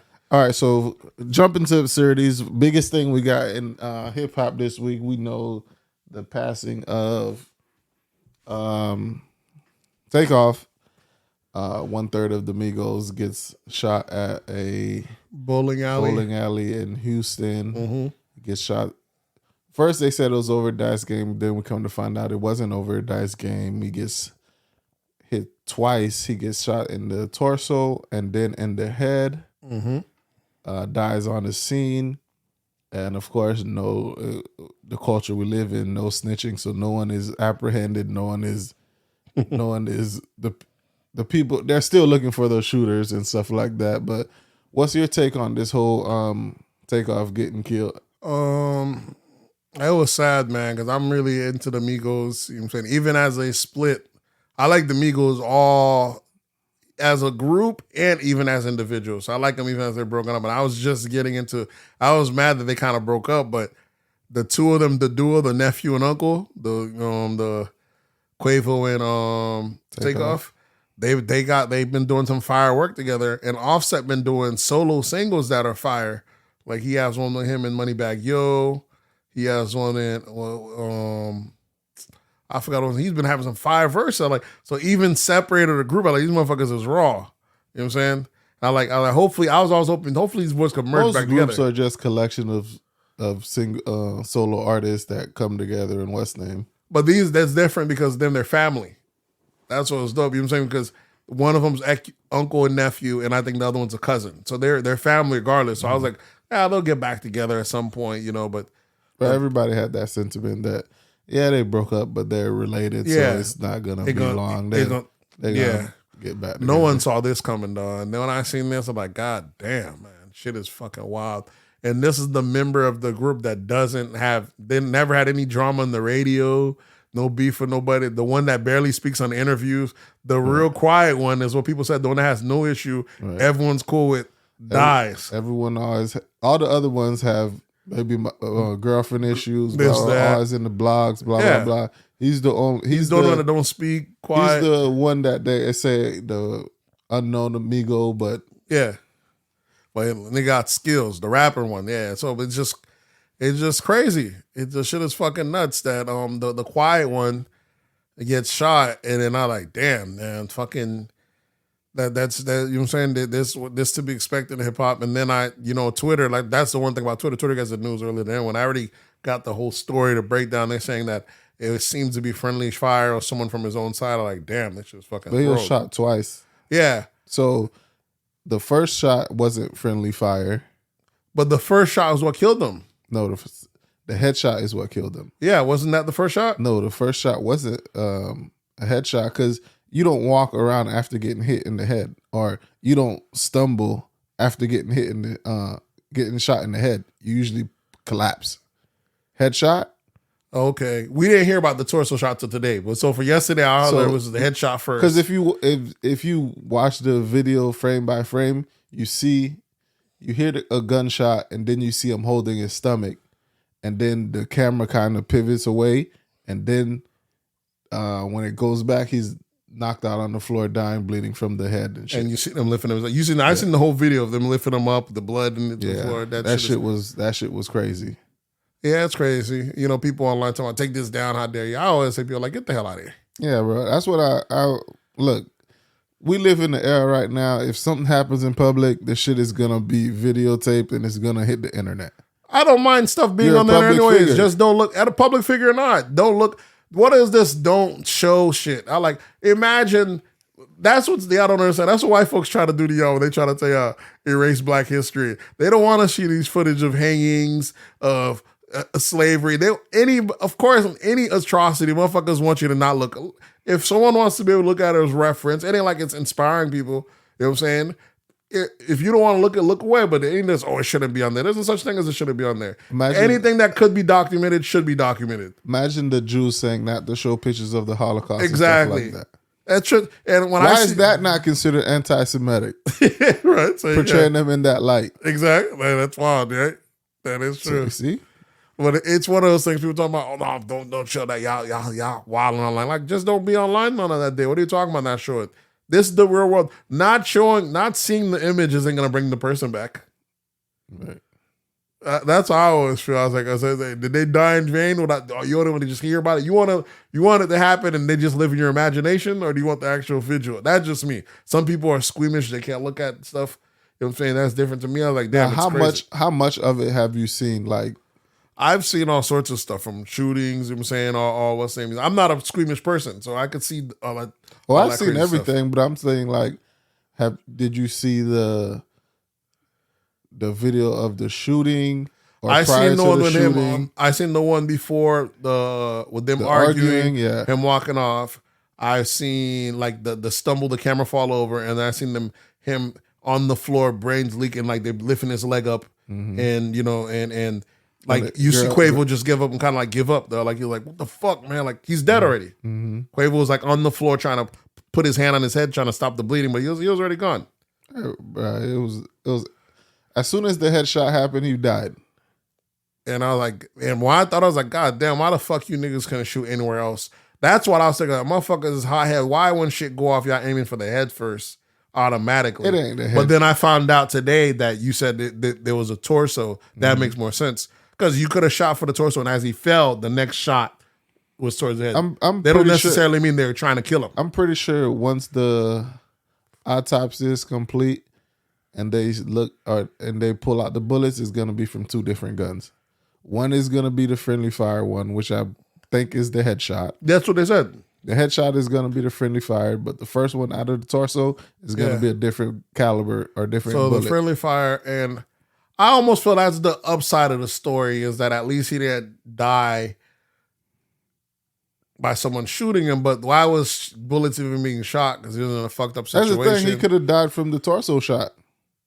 But if the headshot wasn't there, we don't know, because it depends how fast paramedics get there, if he bleeds out or not. Yeah. So that's true. But I didn't. When you see him laying on the floor, I didn't see no blood on the torso side. The head, that shit was leaking. He was out of here. Yeah, bro, that shit was wild. It was gone, and man, that's how quick life comes and goes, man. But another thing that's not spoken about much on this whole incident is the fucking Jay Prince thing. That's one of the things. It was Jay Prince Jr.'s birthday. That's the thing, bro. Weekend, yeah. Nothing positive ever comes out of Jay Prince's son. Sometimes. You know, Jay Prince's son is responsible for Drake. That's why he's such a big figure, and he does a lot of party promoting, and there's a lot of fuck shit that you hear about him because it's such a big promoter. So you're gonna hear the good and the bad. He does a lot of good. This was a private party. Yeah, that's why he's able to get people out there. He's like a mover out there. He's like throws parties, does stuff from there and stuff, and like they said, Mob Ties is protected by his dad and shit like that. But I think the beef was between like his crew and Quavo and them crew, and it looked like at first people was blaming Quavo, but then when you look at the video, it looked like Quavo was like arguing with someone. Quavo said, "Man, I ain't." And Quavo said, "Man, I ain't about it, man. Let's go, man." Quavo was dipping, and someone fucking threw a punch. Someone stuffed somebody, and then shots broke out. And that shit was super fast, bro. That's throwed. That shot shouldn't have broke out, but keep your fucking hands to yourself. That's one. This is the thing, bro. You know what I'm saying? Some motherfuckers, you touch them, y'all getting shot. But it is wild that when the party's over, go home, bro. That's why you need security, because it shouldn't be no snuffing of nothing on either side. This is money in your town coming in. You know what I'm saying? They're doing the ball. I feel if it was someone, unless Jay Prince Jr. was being disrespected, then maybe you could snuff the other side. But what reason would why would the guests in town be assaulted? But you know, black people shit, there's no boss. Everyone feels like they're a boss. So nigga feel tried, he's going to throw off on you and fuck up the whole bag, fuck up the whole play for everybody. Because everyone feel like they're boss. But in a real structured shit, no way would someone from your team, entourage member, snuff someone that you brought in. It don't make no sense. Yeah. Without your say so. Niggas want to say mob ties, but mob has rules. Exactly. That is a fucking violation. Ain't no mob ties in there, bro. Yeah, they know fucking, that is some throw shit where you hit the back and automatically his person's gonna shoot. Shouldn't have been even gotten to that to begin with. And as you can see, Quavo seemed like he did what he was supposed to do. He's like, man, I ain't gonna see an argument, man. We out here, bro. Let's go. And his guys were moving. Once he said, let's go, you could tell his group was moving like mob ties. When he said, let's go, let's go. And then someone just fucking snuffed them. Now, like, that shit is fucking. Niggas were arguing about basketball. Yeah, some shit. And you're like, nigga, I just played ball yesterday. I ain't gonna argue with y'all.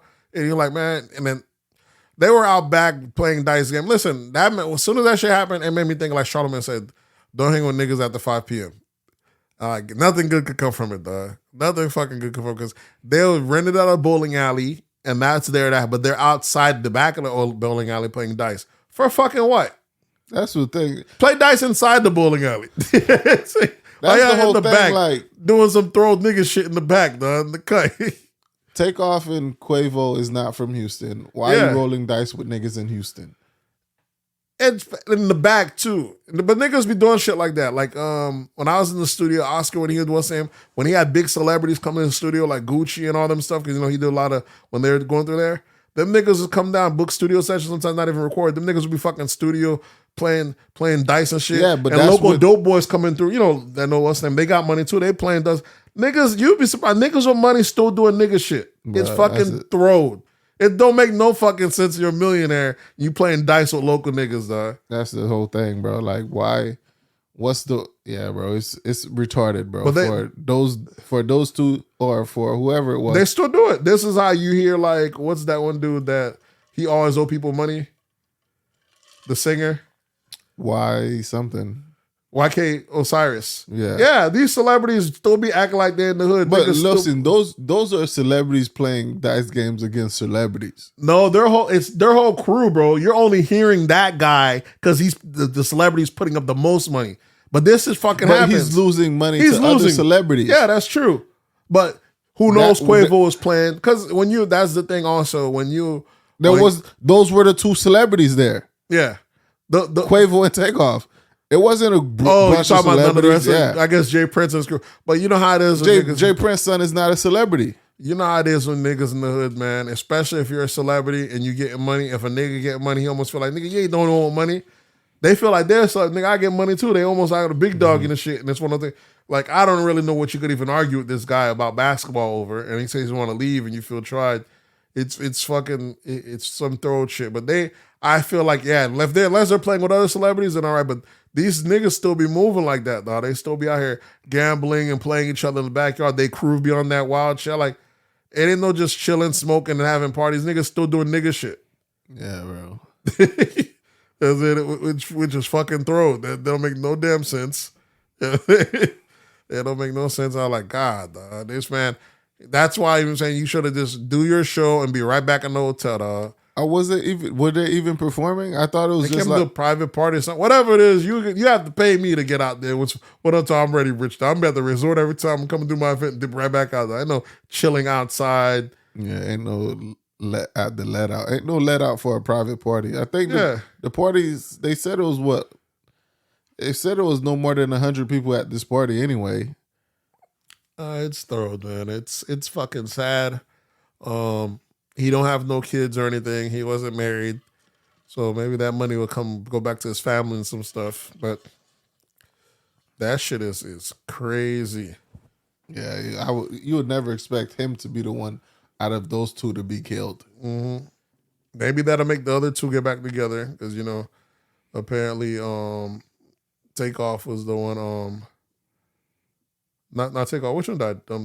Takeoff died. I mean, Offset had apparently sleep with Quavo's girl back in the days, and that that made them fall out. So maybe they'll get back together over this. You're like, you know what, we family we gotta hang out with each other, some shit like that. Because this will definitely give you perspective, dog. Just that little bit of breakup. Look at how bad is it? The second y'all break up, a month or two later, the other one's dead. Yeah, so y'all fucked up. You're saying don't fuck up a good thing, dog. Keep the shit going.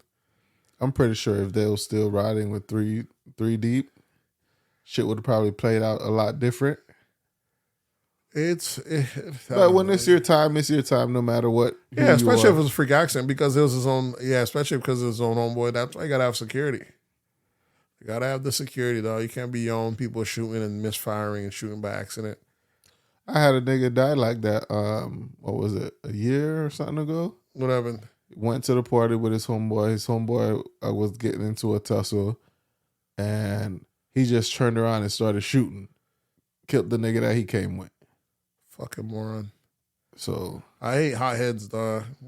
Hate fucking hotheads, dog. That shit is fucking throw, dog. So if bro, don't ever be in front of niggas that don't know how to use a fucking firearm, bro. Niggas just strap. They don't know how to use a strap. That's true, but overheating, I don't even think. Don't go out here thinking you could kill. This ain't the Wild Wild West, dog. If your shit isn't strictly for defense and you black, dog, you wildin'. If you think you just shooting a nigga on offensive, being preemptively, you know what I'm saying? You going to jail. It's different. The shit is wild.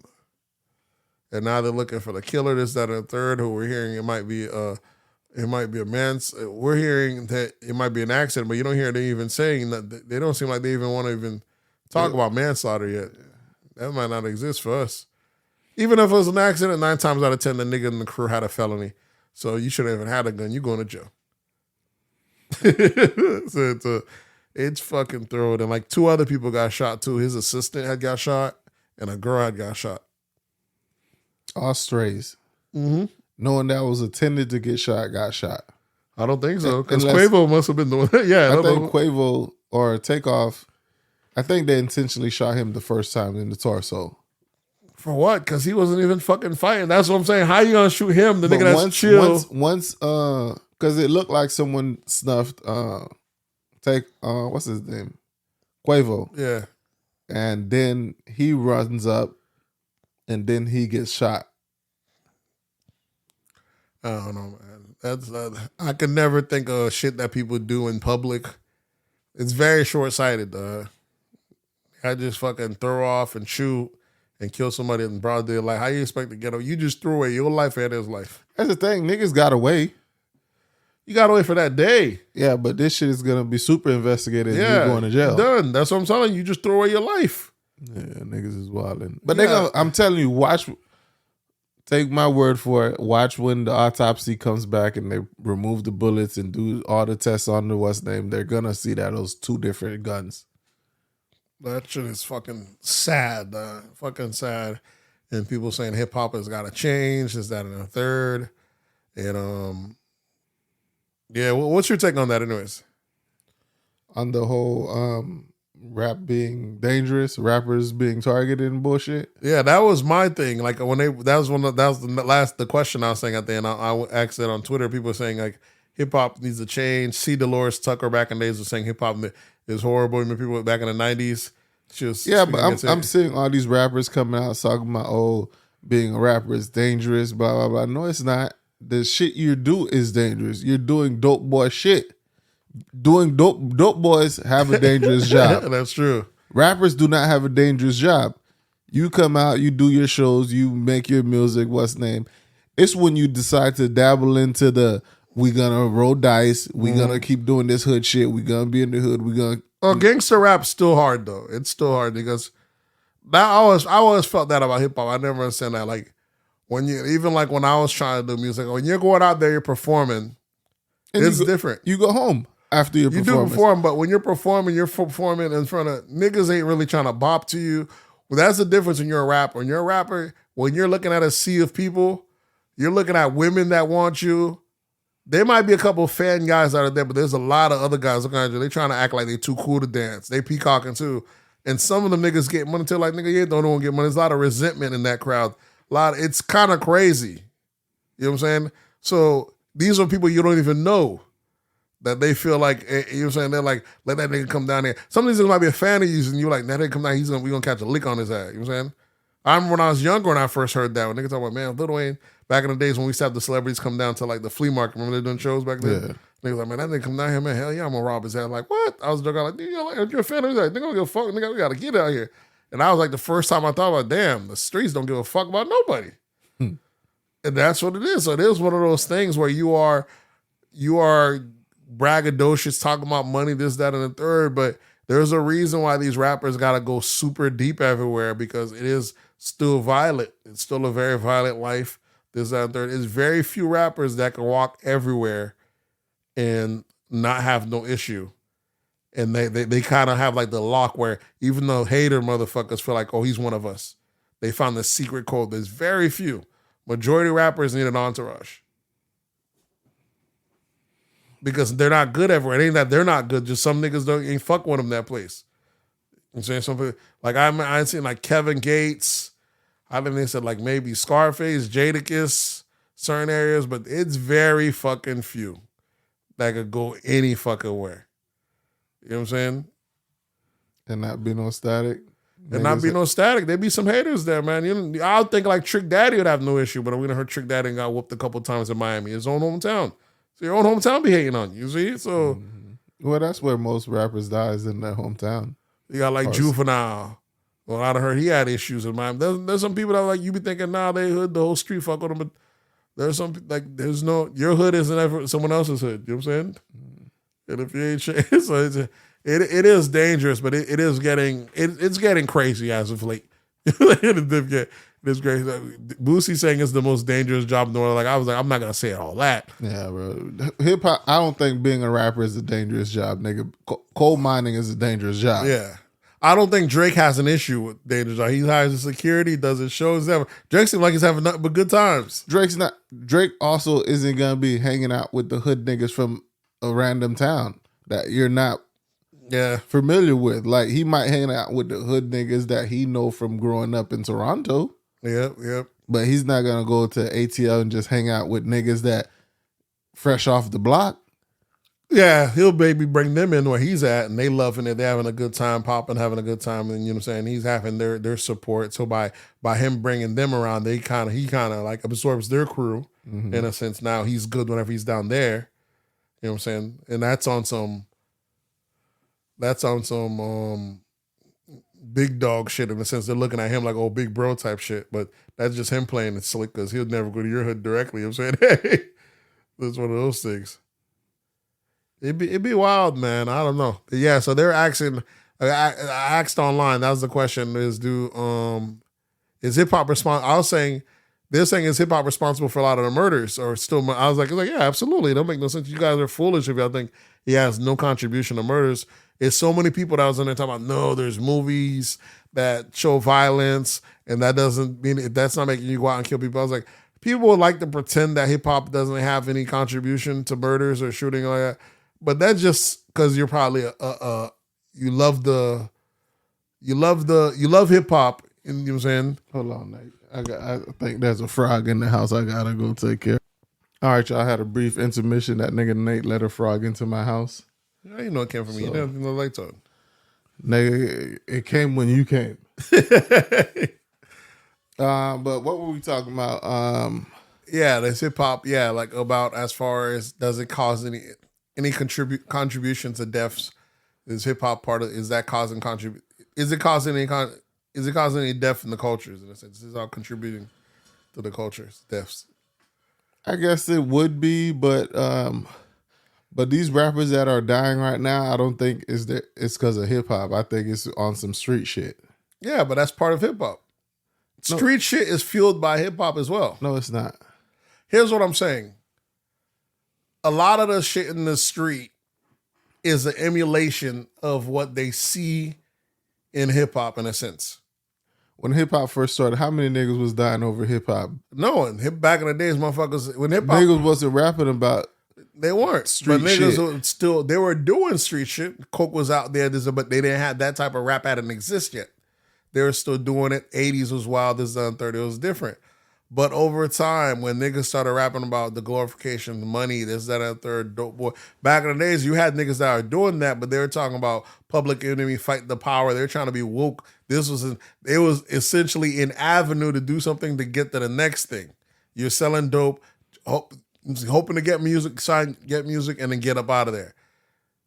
Along that way, along these 30-some years, you already know motherfuckers just, I ain't working, I sell dope, nigga, till I get rich, and that's it. It's not, I sell dope till the next thing and then stop selling dope. It's I sell dope till I'm rich. There's no I'm working. I'm selling dope, getting rich, and then I'm stop selling. Working's for suckers. There's so much thing that came from hip hop though. Like, you know what I'm saying? Like as far I would say where hip hop started fucking up is when that shit got tied in with gang culture. Yeah, there's that. There's gang culture. That played a big role in it. The whole checking in, the whole the whole Bloods and Crips just about every fucking where. Back in the days, that shit was just LA. The fact that there's a blood set almost everywhere now, that in itself is crazy. You know what I'm saying? And there's Bloods and Crips sets everywhere. When we grew up, that shit was just LA. That like I was like, how law enforcement allow this shit to get this bad? And you can't like it's not niggas move, bro. Niggas move and start their own game. They do. You go to jail, and you start a new set, and then the whole set recognize it and they allow you to spread. But listen, we stop terrorists the world over from spreading that much. How the fuck you can't stop this at home? This means it was allowed to perpetuate this bad. Of course. That shit, you know what I'm saying? It's crazy. It's against black folks. Yeah, it's because like I said, when we grew up, there wasn't gangs used to only get LA is still the most gangs. I think like 150,000, like 100,000 so gang members, or if not more. There might be like 100,000 gangs. My bad. There's definitely a million gang members over there. LA is so packed, It used to just be LA, and there's so much difference. Just between the Bloods and the Crips alone, they've gotten so big that even when there's other cliques, they essentially end up getting swallowed under one of those. Right. So you could be whatever Haitian gang that, but now over time, you're not a blood set Haitian gang that. They swallow you somehow under that tentacle. And only nigga shit, because you being swallowed, you don't pay any dues, you don't pay, none of that shit's organized. Yeah. You know pause, nigga, pause. Yeah, so hold on, swallow, yeah. It's being put under the umbrella. All that shit's doing is making your RICO case worse, but you ain't paying any dues, there's no structure, none of that shit, but it's being so prevalent in hip-hop. I don't know what to say about hip hop, bro. There's that aspect, but I was like, just the fact of the we can't act like there's the kill. There's all sorts of shit that's in there. That's dope. It's entertainment. You know, everybody loves a bad guy movie, but let's not pretend there's not some people that's influenced by that. There's people that's influenced. Yeah, I guess hip hop influenced a lot of younger kids to join gangs and do all sorts of shit. Here's what happens. What people don't realize is the reason why there's some killers, because there's some people that's been off the rock or they might have been over influenced, but a lot of people become who they are because they pretend to be who they are.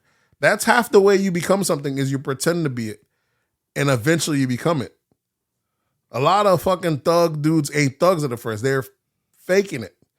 They're pump faking, and they play the character. You play it for so long, then you become said character.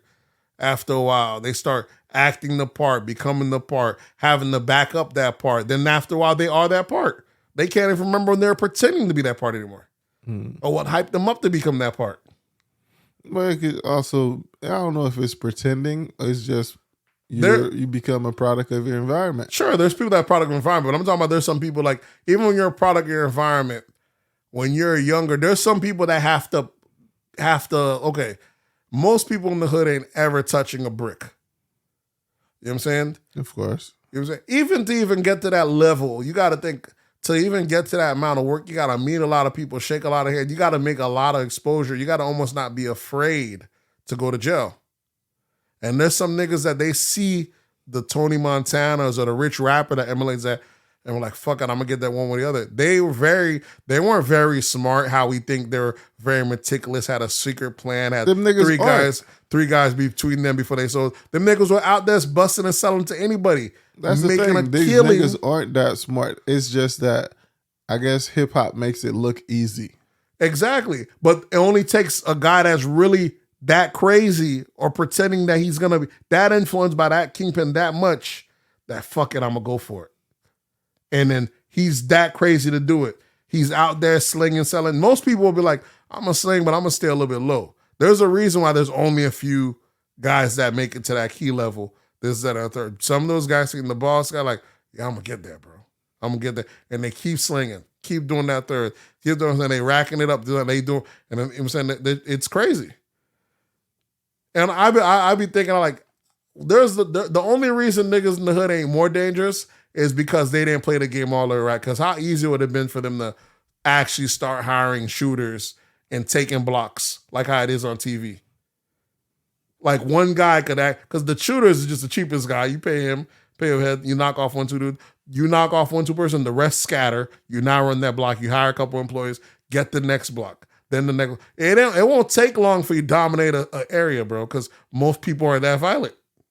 And no one that's willing to toe the line, you hire them, you know what I'm saying? The rest are workers.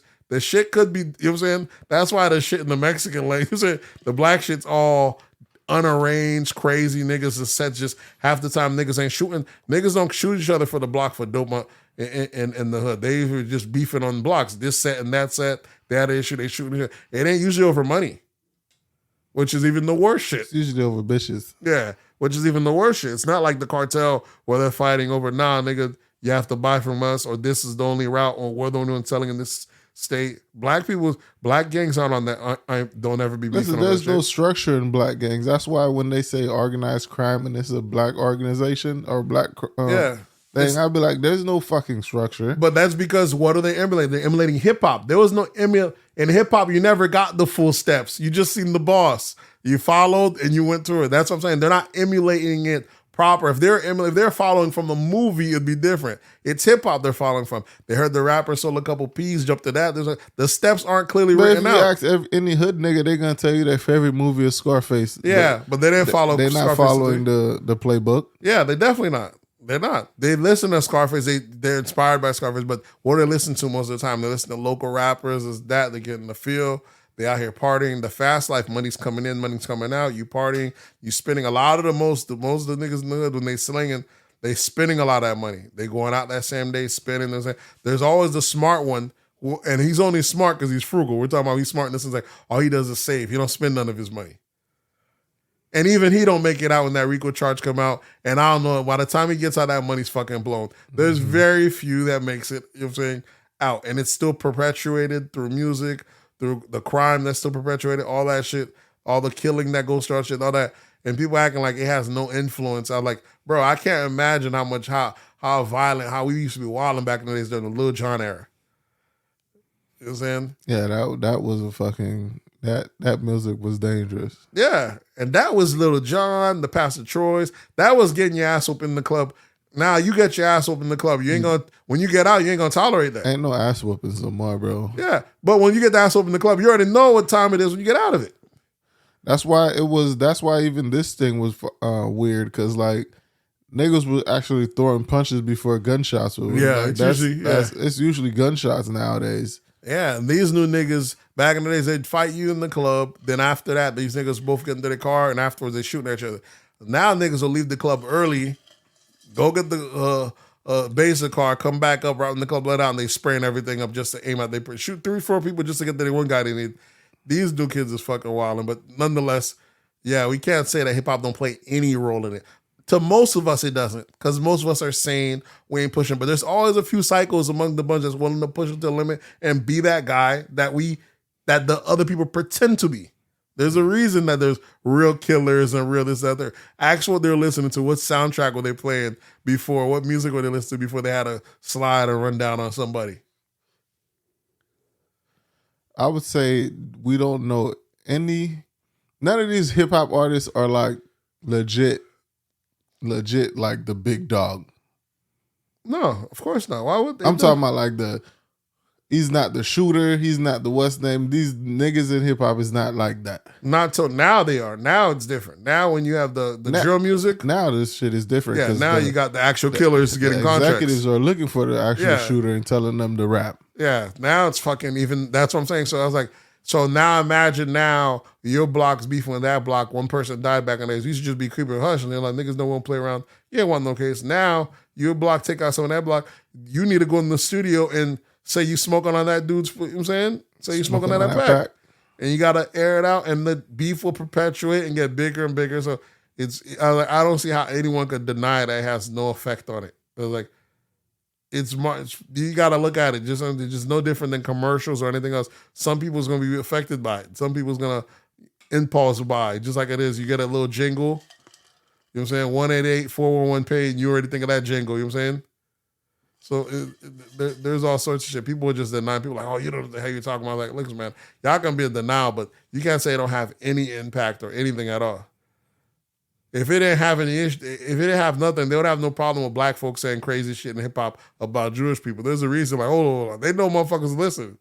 They can't allow you to say, even in hip hop, they'll censor what you say. You can say about any other group. Jewish folks don't allow you to say crazy shit. They don't allow you to say shit about cops either. They know that shit has a reach. Why would you not allow to be say shit about cops and rapping? But you're allowed to say about any other group. Yeah, I haven't heard no. Who's the last person that made like a you can say fuck the police, but that's different. Even that was that got an issue, yeah. But that's different between saying you're gonna shoot a cop, this, that. You actually say that, they're not having that. But you can say you shoot niggas all day long. You gotta see which people is disposable. They could say it's not what's name. Then how come I can't say the other one if it's not have no issue? So it's one of those things. I just gotta clean up hip hop, man. Hey, I don't want to be. You know, Jamaica just passed a law where they're getting rid of all mainstream radio. Is not allowed to play nothing that perpetuates drugs or violence. In Jamaica, or in Jamaica, it's gonna do that. But I've been saying Jamaica tackled this shit for the longest. You know, Jamaica had been banned all that that one music. These motherfuckers be jumping off the Raptors and smashing, you know what I'm saying, doing all that crazy dance hall. They've been had banned those like major dance hall songs. So those are at raves and stuff like that, but they're not on radio. And now they're getting rid of the gangster shit, I guess, you know, like Vibes Cartel shit like that. But it doesn't make any difference. It drives it to the underground. But it's better. That's where it belongs. It shouldn't be on Main Street. There's not to say there shouldn't be music for, you know, the cartels, these motherfuckers. But what's Main Street right now that's talking about shooting and shit, everything. Dirk's a mainstream artist. 21 Savage is a mainstream artist. All these niggas, steppers and drill music's mainstream. That shit needs to hear. But how much drill music you hear on radio? From 21 Savage to Dirk to the only reason I even know about a lot of the drill artists is because they're mainstream. What's the name? I don't know if they're mainstream, like on mainstream radio platforms and shit like that. Okay, let me look at. Let's say even if you go to let's say on Spotify and you go to the rap caviar, Polo G, Chicago drill artist, right? That he's writing. Yeah, but the music that's on the radio is not the shoot 'em up, bang bang, smoking on what's they say pack. They may not say the person smoking up. I mean, Dirk did say smoke up pack, but they'll say shit like, you know, shooting what's saying like who gonna step with me? You know what I'm talking about? That they have drill music on there. They might not say the person's pack, but they have plenty of drill records on there. From Central C, he's on this playlist. You know what I'm saying? You gotta think ESTG, that's straight gangster shit you getting. What else we got? There's a couple, man. There's definitely a couple. Like I said, I think there should be a place for it, but it shouldn't be the top of mainstream. At the very least, it should be balanced. You know what I'm saying? We should be getting every bit of the J. Coles and all the other guys along with the street shit. It can't just be strictly street shit. You know what I'm saying? Some people feel like we should get rid of street shit altogether, but I like it's freedom of speech. You know what I'm saying? I can't say we need to get rid of it, especially if you're speaking on shit that it's a perception of your reality. You know what I'm saying? Or is it made up reality? And some of it is a damn made up reality. You can't say we should get rid of that street shit and the music if you're not gonna get it out of art entertainment in general. But the other entertainments don't be rapping on the shit like that. Oh, you mean as far as movies, TV shows, like you can't you put that shit in the movies and actually people look up to that shit too and start doing dumb shit too. Yeah, but they don't even be making hood movies like that anymore. It's not a mainstream thing. They don't make enough money. The only thing that perpetuates niggas slinging dope and killing that pushes heavy is music. That's 50 Cent. Yeah, but he did 50 Cent. Movies, TV shows. That's just the Power. That's what made Power so big. We didn't have nothing before Power with a high budget. Those shit used to go straight to... You had The Wire. The Wire was almost 20 years ago, bro. What else? I'm telling you, we didn't have any.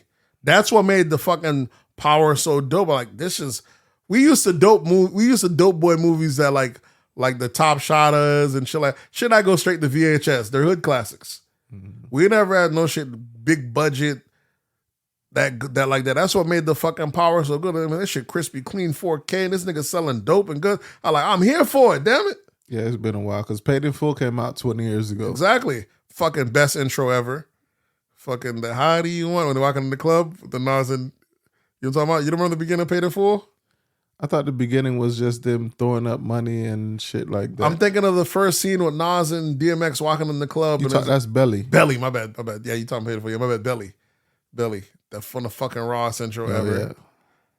Yeah, those are Hype Williams. We don't get those high quality shit. And my thing is, we need fucking more of those because if we could have gangster movies, we need to fucking have dope boy movies as well.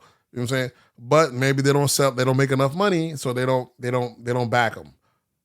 But the place they make plenty of money of, they still rampant. That's why I say you can't say hip hop don't play a role, because that's the only mainstream place that's the only pushing outlet it. for dope boy shit. Yeah, and that's the main one that pushes it. So you can't say, you know what I'm saying?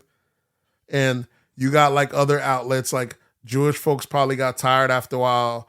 I mean, not even Jewish folks, Italian folks, I know some of them got tired. They got tired of the gangster films. So a lot of directors stopped making it. Outside of Martin Scorsese and like maybe a handful of guys, most people don't even make it. They're like, oh, it's played out, or we're tired of seeing, or something like that.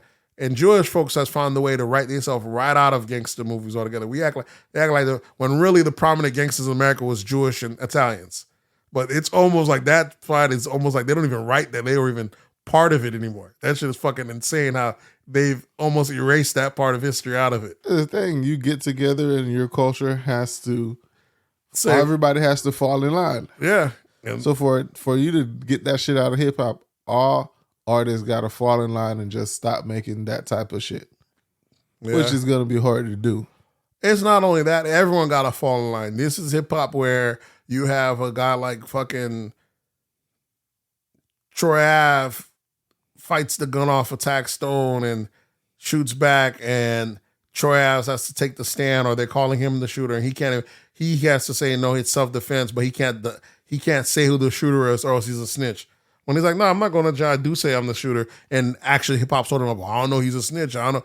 The fact that cloud even hangs over his head is fucking even crazy. Or 6ix9ine, who was not a gangster dude at all, somehow infiltrates a gangster crew. They allow him in. He rocks out with him completely. They try to fuck his baby mama. They try to extort him. They try to kill him. He flips on him, snitches, and now radio is blackballing when not playing him.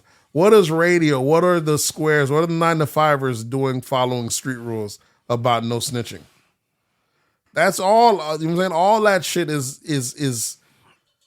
you know what I'm saying? All that nigga shit, like academics say, all that nigga shit is, you know what I'm saying? In other places, a person snitching is looked at as, you know, they're supposed to do as a civilian, especially if they're civilian, you're doing the right thing. But in hip hop, they don't care if you got a job. If you did a thing, they're calling you a snitch. You know, but I feel like, you know, things has gotten so bad one way. That's why you get a guy like Charleston White that you see motherfuckers getting so popular, because the tides are churning. It's like you know what I'm saying, the thing pivots one way, you push too much one way, you're gonna get the other half of it. So now you about to see snitch culture, as you call it, and shit like that. People that are sick of it, the cleanup culture, you know what I'm saying? I don't know why they call it snitch culture. It's crazy to even call it snitch culture. The civilians, the good do-gooders. It's called getting the record straight. Yeah, getting the record straight. The good guys are going to have a seat at the table. The good folks, which is the majority, most people ain't doing no crime. They should have more representation. It's crazy in our culture, only the folks, only black culture, where the good people don't have representation. It's the bad people. It's only the athletes, the entertainers, and the criminals. The regular folks don't have no representation. That's why when you see it, motherfuckers be so shocked when you get like a regular Issa Rae or a regular guy where what's your boy on FX? Childish Gambino, where he's not even the star. His homeboy is the star, but he's just a regular manager. It's just so believable. Just a regular. We're so shocked. We cheering for it because you never get to see regular black folks. You either get entertainers or gangsters. That's why the regular folks think they have to follow our code, or that nigga snitching, or that nigga like, motherfucker, you go to work. What are you talking about? Yeah. So, and you can't tell me who made that the most. That's hip hop that pushed all that. That made that the most. Got regular folks that ain't about that ain't doing all that, still thinking about snitching or even thinking about that. Is it hip hop or is it street culture taking over hip hop? It's all in one, though. It's all tied together. That whole checking in, not checking in, that niggas, the fact that regular folks don't even just be like, yeah, you should have checked in, or some people like, I'm not understanding checking in. The fact that was even allowed in our form of entertainment is nuts. That in itself. That's hip hop, bro. The whole check-in concept is crazy. The whole check-in concept, that's street shit. Yeah. That's ingrained into hip hop. That's ingrained into hip hop. People have to check in, and it's been around because in a way to avoid beef, motherfuckers are signing people from that area. That's the only way they're not checking in, and they'll find someone prominent, usually a gangster dude from that area. He probably can't rap. You be wondering why the fuck this nigga got signed for it. You come find that nigga's a top shooter, top goon in that area. When you sign him, you golden. You go to that area anytime. He's there. Everyone falls in line. Now you in the hood.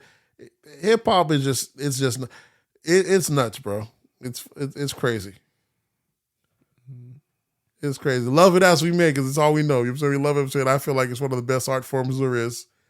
It's definitely the most popular art form. Yeah, definitely the most popular music genres. It's dope, but it's got a lot of problems though. We can't act. It was like I said, it's outlaw culture, and we can't pretend that it's not. That's what it is. It's pro outlaw culture, and when you're being a law abiding citizen or getting to the other side of you ain't supposed to be an outlaw your whole life. Your job is to do what you got to do to get to the other side, get to the other end, and be a civilian, be a tax-paying good guy. When you're on the other end, in hip hop, it's never the other end. You're in this shit forever. T.I. out here worth millions still doing hood shit or having to tell niggas not to stitch. It don't even make motherfuckers worth $50 million. The words not snitching shouldn't even come out your fucking mouth. Yeah, that shit is... that's what got it. Unfortunately, even that whole no snitching shit, that's what Nipsey died behind. Yeah. Asking a nigga, I heard you snitch, you can't be around here. Nigga, you are rich. What does this got to do with you? Yeah. That's what happens in hip hop, because it's outlaw culture. You know what I'm saying? We gotta evolve past that. We can't you gotta do bad things till you can do good things. Once you have good things, you gotta let go of the bad things. You shouldn't even have to do bad things. Mine said, I'm just being logical. I'm trying to level with y'all. I understand you gotta do bad things to get the good things, but you gotta be willing to let go of the good things. We can't keep holding on to the bad things like it's part of us. Nah, I can always go back. Nah, nigga, you on the other side now. Right. The law enforcement's your friend. Call 911. There's a certain level you get to where you can't be 1 foot in, one foot out. Yep, like the Haitians say, you can't serve two masters. You gotta. There's one way that you can't. Yeah, that never worked out for anyone being 1 foot in, 1 foot out. Nope, exactly. It doesn't work out. You gotta go to the other side. That's why you have, even when you have black folks like higher, upper echelon black folks that they call the bourgeoisies that are about calling the cops that don't fuck around the nigga shit. It's because they already switched to the other side. They're fully committed to the other side. They're not tolerating none of that nonsense y'all niggas coming with. They're coming around, they calling the cops. They don't want y'all in their neighborhood. They're already so committed. That's the reason those bourgeoisies be the ones. They could be in the hood. They don't live in the hood. They're the ones that always go to the suburbs. They love being the one or two black people in the neighborhood. They don't want to. Once too much niggas come on, they're like, niggas on some nigga shit. Yeah. They want to up and out because they don't. About it, though. It ain't that they don't like black people. They know what the culture consists of. And they know there's a lot of it. They're just playing the odds, dawg. Let me get the fuck from around y'all because I don't like what y'all on. And sadly, the culture as a whole is on some bullshit. You know what I'm saying? So some people are like, I gotta get from around this shit, and that's what they be on. Too much black folks come around. Some black folks be like, man, I'm out of here. Gotta sell this house. All right, rest in peace to that nigga. What's his name? Takeoff. Yeah, there's definitely. That was a long tangent. What else do we have in hip hop? Shit, let's see. Gucci Mane. Yeah, Gucci Mane signed an artist, right? I saw this. What is it? Baby Rax or something like that? Yeah. Baby Rax. And he said, Baby Rax came out and said, man, I don't care who you are. He just got signed yesterday. He's telling people, I'm not going to Houston. Yeah, I'm not going to no Houston. You know what I'm saying? Well, that's the thing with he said, don't book me. Don't want to say I ain't going to no Houston. And people probably thinking, how the fuck nigga died tomorrow? Y'all don't know the story. Maybe he's kind of jumping to his own, but he's feeling like it's not safe. I ain't going over. So I mean, and apparently he had just got signed the day before, and I guess the label got mad. Maybe Gucci got mad. They're like, man, homie just died, or what you talking about? You ain't going, nigga. Maybe he probably feel you trying to clout chase. I don't know what reason. You know, niggas, it's crazy that I'm gonna sign you, give you a bag, and you do one incident, and I'm canceling you, I'm dropping you. So they dropped the nigga, you know what I'm saying, the next day. Within 24 hours, nigga get signed and get dropped. Well, the long as the check clear. Yeah, that's what he said. He said, appreciate the check, you know, and he already calling up niggas that don't fuck with Gucci. He said, he called up, he's like all these other labels. He called up CMG and all them. Like, hey man, your boy free agent right now. If you want to holler at your boy, I like he might have caught a lick. Imagine getting a signing bonus and then nigga dropping you. And you're able to still hotter them. Get that word came through. I'm good. Yeah, whatever like, you want to do, whatever. But that's the thing. Shit like that is what perpetuates shit in hip hop to stay the same. That's what I'm telling you. Like, the nigga saying he don't want to go somewhere that's violent or that's Now imagine that if death just happened and your job firing you for even making that statement. Imagine if the whole hip hop, the top echelon of hip hop, all got together and said, you know what? LA is on some bullshit talking about checking this, checking We're not that. going. We're Yeah. not going to LA. Oh, that shit's gonna die off. Ain't gonna be no more checking. It's gonna Yeah. be like, niggas, this is what's name. It is what it is. Yep. If you want hip hop in this community or hip hop to what's name, if you want the big artists to come over here, Yeah. everybody has to fall in line. And this is where you run into the issue with niggas not falling in line, and the culture will never change when nigga says I'm not doing that Houston shit. Niggas is wilding over there. It's not safe. This Jay Prince nigga got this whole mob tie thing where it's not safe for a hip hop artist to go to Houston without checking in with Jay Prince. I don't know. Shit is crazy. That's why when I be seeing Jay Prince talking, Jay Prince, I don't have this. You don't talk crazy. When you be seeing like Whack 100 talk crazy, I'm like, this motherfucker might really be about that, or the Jay Prince might be about that. Like, there's maybe one or two handful of motherfuckers that either they're not about that or they spending the money on people that are about that, and they have that much influence in that area. It only takes, like I say, it's not an area to organize because the shit isn't organized. You pay a couple of niggas that are willing that are that crazy and they doing shit under your precaution. It's just assumed though. Let me not cross Juno because the last nigga that crossed him died. Not to say Juno did it, but niggas know each time nigga cross you, you like, all right, you play it cool, and 2 or 3 days later something bad happened or that nigga's apologized to you, then you're like, damn, the fucking myth becomes bigger and bigger. Niggas just be falling in line. You know what I'm saying? And not to mention the other people that just want to come on board because they hear about you. Oh yeah, man, what's up, man? I'll do it. And, you know, I'm down for the cause. Niggas willing to crash out for you.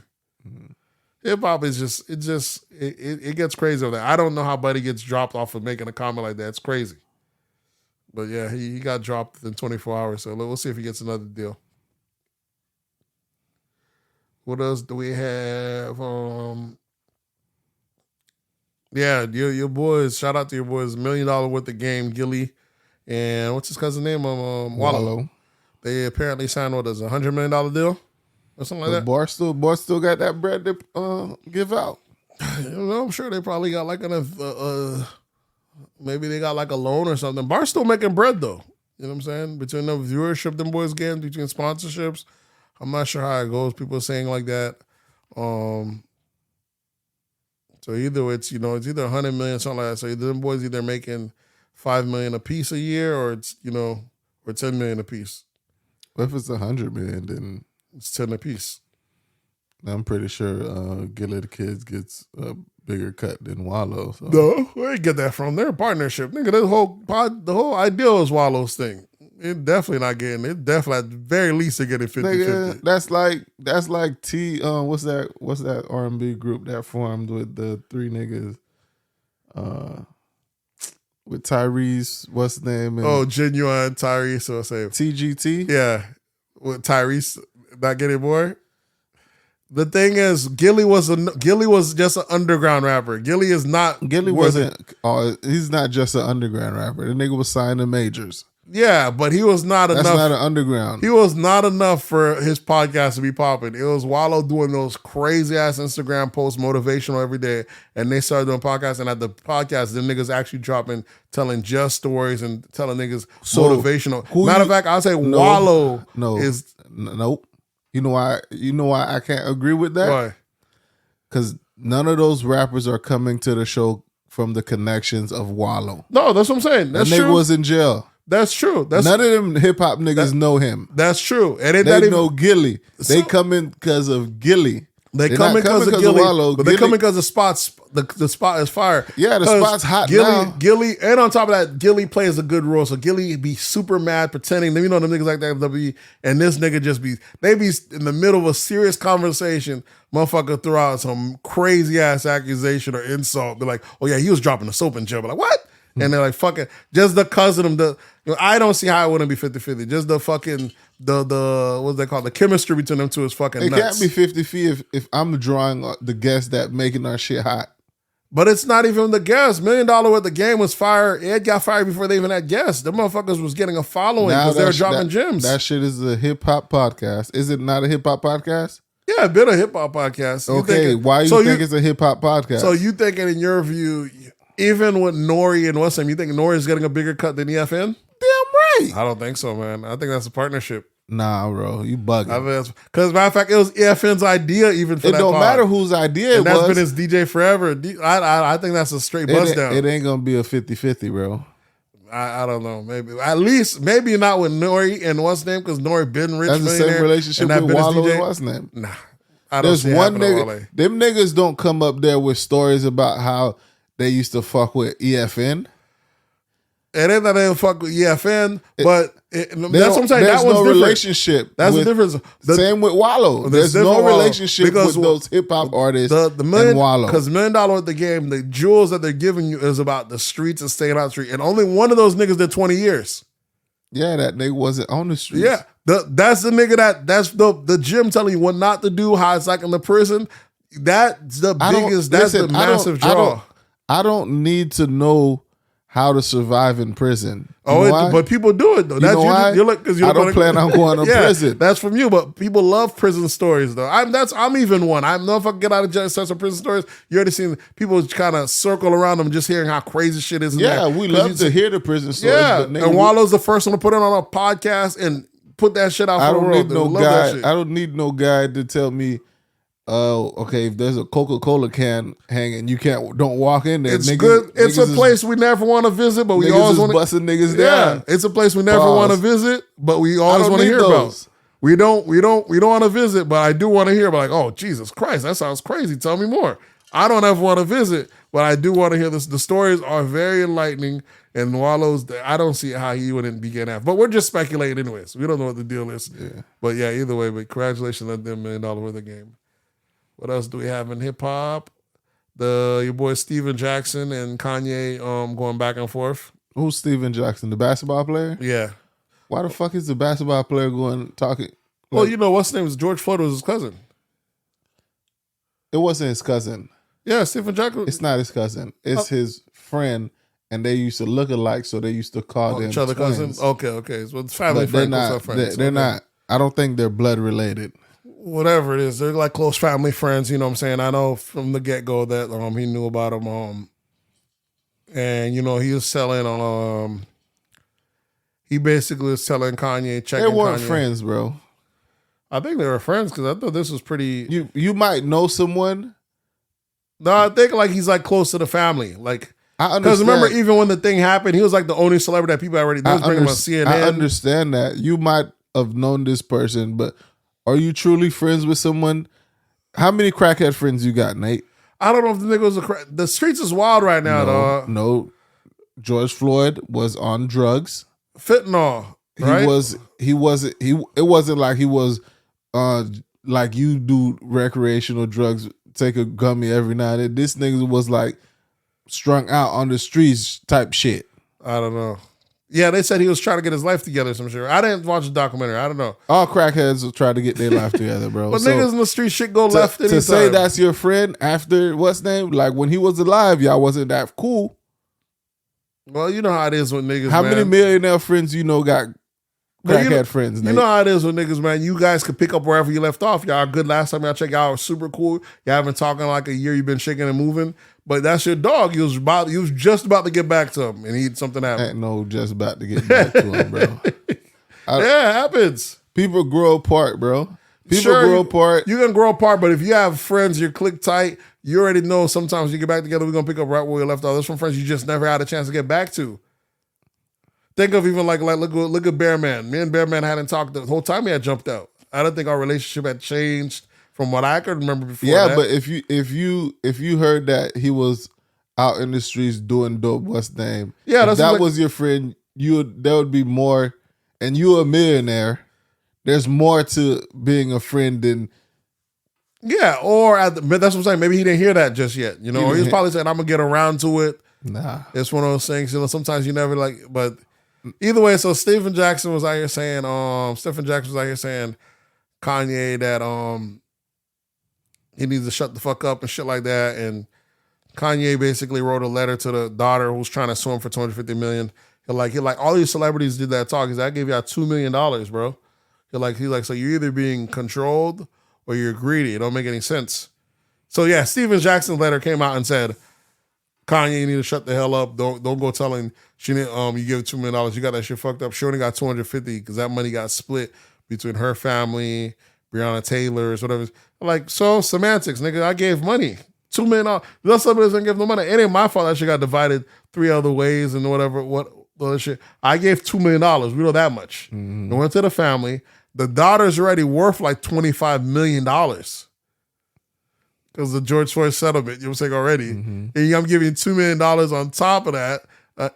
But it's crazy talking about you're traumatized because I thought they were suing on behalf of George Floyd. They're like, which you can't because you can't defame the dead. Yeah, they're actually suing on the daughter's behalf. That's what I was telling you. Traumatized. I didn't know that. I'm like, how the fuck you traumatized? What happened to freedom of speech? So I can't talk about your dad now? That's gonna traumatize you? This shit is fucking nuts. It's just a money grab, bro. It is a money grab. And I can see why. The daughter's not traumatized by what Kanye said. But that's what they're saying. I can see why the networks, everyone's batting back. They're like, listen, this shit with the Alex Jones shit, we don't know what could happen. But that's different, though, because Alex Jones was harassing the parents. They're actually traumatized. Imagine Alex Jones. If Alex Jones was only telling the kids didn't die and never said nothing about the parents, I don't think they'd have a case. But it's the fact that he was out here pointing, this person's a fucking liar, looking at this photo, this reaction don't seem real. Alex Jones thought he really had something. Sometimes you're wrong. You blew it. You fucked up. And now they're trying to charge him for $1 billion. They're never going to get the money. But that precedent is the reason why everyone's walking back. And she's like, oh, we about to give you back the money. Of course you're about to give you back the money. Then you coming for $250 million. I would say give back the money. And Yeah. when you find out you ain't getting shit from this You gonna feel $25 million, sick, yeah. you're going to feel crazy. It's wild that I could sue somebody that gave me money to begin with. Someone's like, yeah, but just because you give me money, I mean, you can talk to me any kind of way. I'm not talking to you about any kind of way. I'm talking about a movie I seen, my own views on it. How the fucking what I say? Am I no longer allowed to have an opinion? Yeah. Am I no longer allowed? Exactly. That shit is kind of wild. And we know Kanye say some plain throat shit. He see the fucked what's name? Like, how y'all suing Kanye, but you're not suing the producers of the film? Why y'all not suing Candace Owen? Why y'all not suing Ben Shapiro? Why y'all not suing Fox News? Why y'all not suing all the motherfuckers that said all that before? Why Kanye being sued for $250 million? I'm telling you, bro, it's the blacks only attacks blacks.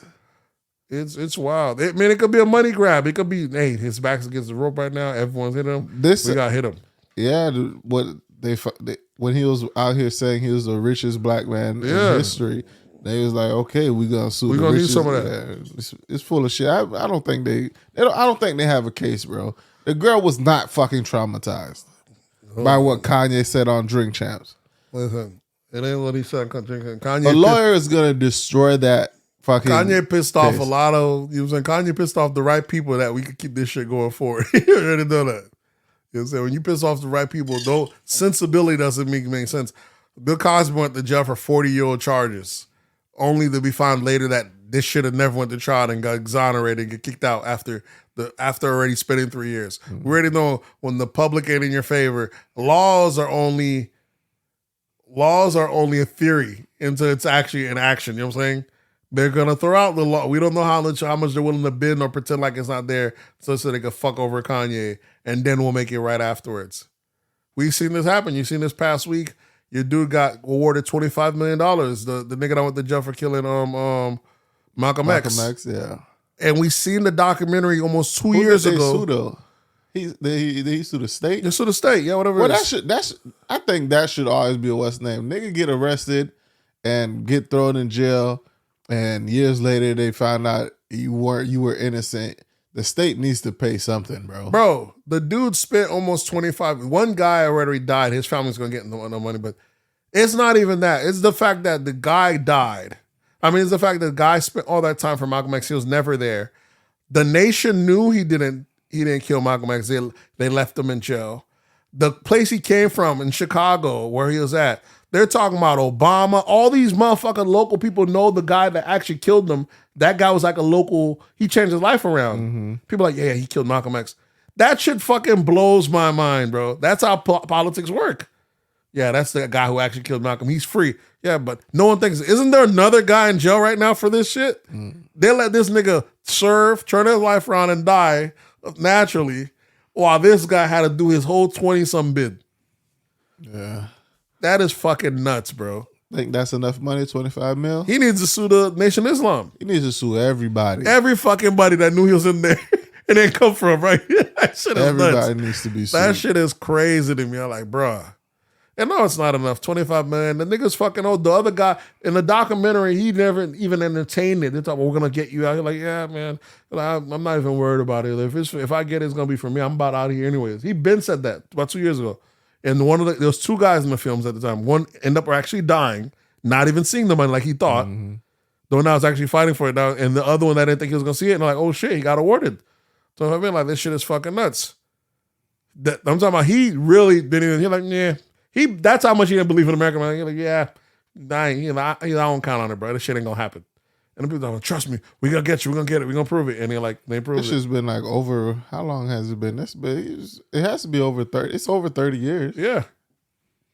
That shit is a massive injustice. But like we see, laws are only, like we said, imagine cops just saying, Malcolm just died, somebody gotta go to jail. And they said, just go find anybody. And they literally just go find anybody. Mm-hmm. That's what happened. You just go to jail behind it. They be like, I can't fucking believe it. But we've seen this happen time again. Central Park 5, same thing. You get caught in that system, though, and public opinions against you, that media is running. Yeah, once you could get black folks to not ride for you, the system could do anything to you. Mm-hmm. You know what I'm saying? If you have black folks on your side championing you, they'll be like, hold on, this is too much light here. But once the narrative's been panned out, you're a fuck up, this, that, and third. Because who gives a fuck about the guy that shot Malcolm? They're like, railroad his ass. Give his ass 50 years. Ain't nobody fighting on your side when the public believes that you're the bad guy. So ain't nobody going to be fighting on Kanye's side. You know what I'm saying? Now he's picking up steam. Kanye might have sparked a couple light in a couple people with that Jewish rat. It started, Kanye might have been the guy we needed. Like he started, that revolution started to bubble. It started sizzling them. Who would have fucking thought? Charleston White came out today saying that Charleston White on the full anti-Semitic stuff. What Kanye said was not anti-Semitic. Now what did Charleston was out here saying fuck Jews heavy. I'm talking about that nigga said hell Hitler. This shit fucking, you already know Charleston. Yeah, he went full anti-Semitic. He's like, man, fuck them Jews. They ain't doing nothing, Charleston. But can they be mad at Charleston? Because the way Charleston insulted the Jews, we got 100 videos of Charleston insulting niggas the same way, saying fuck Nipsey. He's talking about fuck the dead, fuck these people, mama, fuck. We got plenty of saying fuck niggas. He done insulted crazy. Well, no fuck. Exactly, don't. Let's see if y'all cancel Charleston. But that's the same thing people's been saying about this Kanye shit. Like, Kanye was out here going crazy on black people. There was no outrage. There was no cancel. What's the name? Y'all was just dropping Yeezus left to right. Well, listen, Charleston is an equal opportunity. Charleston don't give a fuck. Remember when Charleston went off on Brittany Griner? Not Brittany Griner. Who's over there in Russia? What's her name? Brittany Griner. Brittany Griner, yeah. When they talking about, what do you feel about her? Is her last name Griner? Griner, yeah. I don't think it's pronounced like that, but it's BG. He came out the gate. They asked him, what do you feel about her? You think we should get her back? Grinder is a wild name for a lesbian. Yeah. That's a wild name. He came out the gate saying that, they need to leave a big ass over there. She ain't want to kneel for the flag. Leave a big ass over there anyways. Like, they got plenty of motherfuckers that now selling weed here and doing crazy time. Why the fuck should we get her back? It's illegal over there. Leave her ass over there. He's like, leave her ass over right where she be. Like, ain't nobody like them big butch dykes anyway. That nigga fucking went, it was fucking nuts. I'm like, what? I'm like, what did she do for this, bro? They just denied her appeal. Yeah. I'm like, what did she do for this insult? But Charleston don't give a fuck. That shit is crazy. So. Yeah. Well, yeah, and Charleston White goes, hey, listen, he's the one that'll fix hip hop. Yeah. that nigga goes against all them niggas that's on this street code, G code shit. You should have seen he went off that's why people were saying he was right about, after this in the shooting, they said he was right about Jay Prince. Yeah, I saw that shit. He was going off on Jay Prince. I'm like, that nigga don't run shit down here. He run shit out over there at Houston, but he run shit here. That nigga on the goddamn thing now. I'm like, damn, this nigga Charles in it. There's the guy you need. Yeah. There's the guy fucking. I'd be the guy that the villain. Put some light on this bullshit. Some people say he might not live long. I say he might not, but But he's giving y'all motherfuckers, he's gonna go out like Kevin Samuels. This shit's gonna resonate. You take him out, y'all gonna just spark, y'all gonna turn him into a martyr. You're gonna get 4 or 5 more Charleston Whites. He's gonna be Pac. He might not change the world, but he's gonna spark the mind that did. Yep. So that's what happens with martyrism. That's why them white folks smart when they don't kill you. When they feel that you're too powerful, them motherfuckers just lock you up and throw you a jump till they forget about you. Like they do it a lot, like they do with most of the Panthers. If you got too powerful, that killing you gonna revolutionize. The worst thing they could have did was kill Martin Luther King. Mm-hmm. When they killed him, they done fucked the whole thing up. You know what I'm saying? When they killed Malcolm, that shakes things up too. But they had the Nation of Islam wasn't fuck with Malcolm anyway, so that didn't work. Right. So that was saying, but that Martin Luther King, that's the whole reason like we had civil rights thing about you. You don't want to turn him into a martyr, so you lock his ass up until the point in which they forget about him. Right. That's why Kaepernick was still out here. Yeah. If Kaepernick would have got killed. Oh, it would have been a fucking rap. Yeah, bro. Yeah, there's a reason people are like, listen, some of these guys are too proud. You don't want to make him a martyr. They be like, check his books. I'm sure he's breaking the law. You don't catch what I'm saying, but yeah, you don't want to make him a martyr. But yeah, that Charleston talking that crazy. You know what I'm saying? I like, he went full anti-Semitic. Backing Kanye, like Kanye said everything was right. He like that bitch ass Jay-Z ain't step in. None of these pussy ass rappers said a goddamn thing when he's crazy. I like, god damn, Charles. You know what I'm saying? It's one of those things like you can't say this nigga ain't lying. Mm-hmm. Not on his anti-Semitic shit, but when he's calling out these rappers, this shit was fucking crazy. Yeah, he was like, fuck them Jews. This shit was crazy. There's some shit that you never hear in a sentence together. Cause that's how scared. You gotta imagine, we don't even hear fuck them Jews on movies. We get nigger all day long on a fucking on a Django and shit. Like we got plenty of fucking hilarious racist scenes or crazy racist. We barely get any fucking anti-Semitism on screen. Like you can't even think of the words together. Only time you see it is a fucking redneck or an actual anti-Semite saying it. What's the word for anti-black? Is it just anti-black? There's no such thing as anti-black. Racist. So, anti-Semite, they're the only one that has their own thing. Yeah, that's wild. It's dope. I mean, that's power. What do you mean? It's dope. That's why black folks that are also Arabic, they're Semeric, they'd be like, I can't be anti-Semite. I'm also a Semite. But they're like, that ain't what we mean, nigga. You know what we mean anti-Semite. White Jews. You know, they done took the whole word. That's power. That's dope in a sense. It's not they don't say anti-Jewish. No. They got their whole... Once you say anti-Semite, you already know what they're thinking of. White Jews. White Jews. You already know. When ain't no anti-Semite, you think of a black guy in mind. When they say fucking say anti-Semite, that white Jew got that lock. You know what I'm saying? And it's nuts, man. It's nuts. But you know, a lot of folks hate Jews though. So I can't say, well, that's probably why it's so prevalent. A lot of folks do. When I tell you when I worked at the hospital, that's when I was surprised how, as much as people hate blacks, I worked with a lot of elderly Jews folks. coming in the cool second. Jews and Asians, like Japanese. That's what I'm saying. Americans, Japanese, exactly. Old Americans hate Japanese. Yeah, those are two. So he'll see Chang, he'll tell the guy, I used to kill people. I used to kill your kind back in the days. I'm like, bro, this guy's trying to help you. This he'll tell us a doctor. He's like, I don't want him helping me. These old guys, but I guess he lost a bunch of friends back in back in not World War II. What's the one we lost? I don't know if it's World War II is the one where there was the bombing of what's the shit called? Pearl Harbor was World War II. The Pearl Harbor. I thought World War II was with Germany and all that one went with Pearl Harbor happened that was a Jewish attack in America, I believe. Japanese, yeah. Exactly. Did I say Jewish? Yeah, you wildin'. You want to get us canceled. Yeah. I was a word slip, folks. Yeah. We were talking about how people hate the Jewish, and then, it just slipped in there. So that was the only other group I seen when the person looked at the chart and they saw Berg or something at the name that sounded Jewish. Something most folks like, yeah. They'll put a nose. They're kind. You know what I'm saying? There are a lot of motherfuckers. They'll side with the black folks against the Jews. A lot of motherfuckers hate. A lot of people don't like Jews. So I like, Jesus, I did not know that. So some of them being paranoid and not fucking shit. Like, I can't. They kind of have a reason. A lot of people, it's religion too. So because religion's so big, people blame them for killing Jesus. People say the Jews killed Jesus. So if you're very religious, even though it doesn't tell you to avenge him or anything like that. So it doesn't tell you anything about the Jews. It tell you it's his people and they're coming back. So you have two sides of religions. You have the people that say, like America, the far right, that feel like you got to protect the Jews. These are God's people. We're almost doing God's order by protecting them.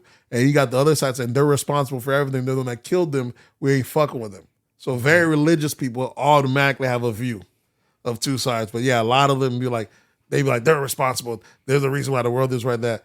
Like, we're talking about a mythical book people here, though, but he was like, one of these days we're gonna have to tackle religion and see if we're gonna have to figure whether it's done in the world. To figure out this Jesus nigga or something. We got to figure out, has religion been in the world? Has it done the world greater good or greater harm? I would say harm. That's why ultimately I feel like this shit has done way more harm than it's done good. When we talk about the millions of people that are not here anymore, countries that are not here anymore, wars that we're still fighting to this day, all over religion, yeah. We gotta get it at some point. That's why people are like, oh, this person's a fascist. They don't believe in dictatorship. Like, listen, you might need the one person to wash all this make-believe shit out, because at least with a dictator, when he dies, this shit could fall back over and be a system. But as long as you believe in on a deity, it's a make-believe shit, motherfuckers can keep breathing this shit forever. Yeah, that shit is detrimental to society. To the human culture. Yeah, this religious shit is an issue. But yeah. Speaking, I guess we could jump in this part. Speaking of, but we didn't say about Kanye apologizing. That was the last one. What did Kanye apologize? Kanye already apologized to the Jewish folks. He apologized for making anyone mad. Was it a real apology, or was it like, I'm sorry if what I said offended you type apology? Like one of those, but he said he never, he didn't say nothing. He was like, I'm sorry. Well, he said a couple. He had a wild one. He was like, and they'll ask him about his mental health. He was like, listen, I got diagnosed, but, I felt it was wrong diagnosis, and the doctor diagnosed me. I'm not going to say, I can't say who it is, Jewish. I'm like, Kanye, what the fuck is you doing? He can't even help himself. I fucking laughed. I'm like, this guy can't help himself. Even when he apologized. That's like a fucking Dave Chappelle fucking skit, bro. I was fucking laughing. I'm like, this guy, man, you gotta love this guy. You gotta fucking love this guy. Because if you're a Jewish person and you like to be like, he apologized, I just need him to apologize. And you say, Jewish. And you're like, Jesus Christ, Kanye. So he said that. But then he apologized to the black folks because he doesn't apologize to this, he doesn't apologize to that. He ain't never apologized to black people. He's like, well, I do apologize to the black people. But even our show's like a slap in the face. I do apologize because after they done took this and took that, I now know what it's like to have a knee on my neck. Like, Jesus fucking Christ. That was his apology to us. Bruh. So just as bad as a Jewish, I ain't supposed to say it Jewish. That's how I came with the black folks. I now know how it's like to have a knee on my neck since they came after me financially and tried to destroy me. Kanye is a wild boy, bro. Yeah, that nigga Kanye bugging. Yeah. Steven Jackson point saying that Kanye is not the messenger. You know what I'm saying? And I know we're saying that we should allow him to cook because what he's saying is more important for the moment. He's like at the expense of my people, my family. He said, fuck y'all. I gotta respect them. I can't allow y'all to say, but who's being the greater good here? If his guy's putting his money and stuff on the side to try to push out a message, the very least you could do is let him run your family's name through the dirt, right? If we're doing for the greater good, who's really doing for the greater good? Steven Jackson's full of shit. Who's really doing for the greater good? This dude's put his money up. You ain't willing to let him. They done already George Floyd's name through the dirt. Y'all done got the settlement. Let him run his name through the dirt some more. Yeah, and the whole... I'm with the people that be like, why are we putting a crackhead on the pedestal? Nigga was... I mean, that's Candace Owens that brought that out. Black folks ain't fixing it. Listen, that's one of the issues that I've seen with the left, bro. Like, that's the one thing I like about conservative blacks. Even though they're very cutthroat, pull yourself by a bootstrap. The one thing conservative blacks be on that no victim, no excuse shit. A lot of black folks, especially that on the liberal side, they on that.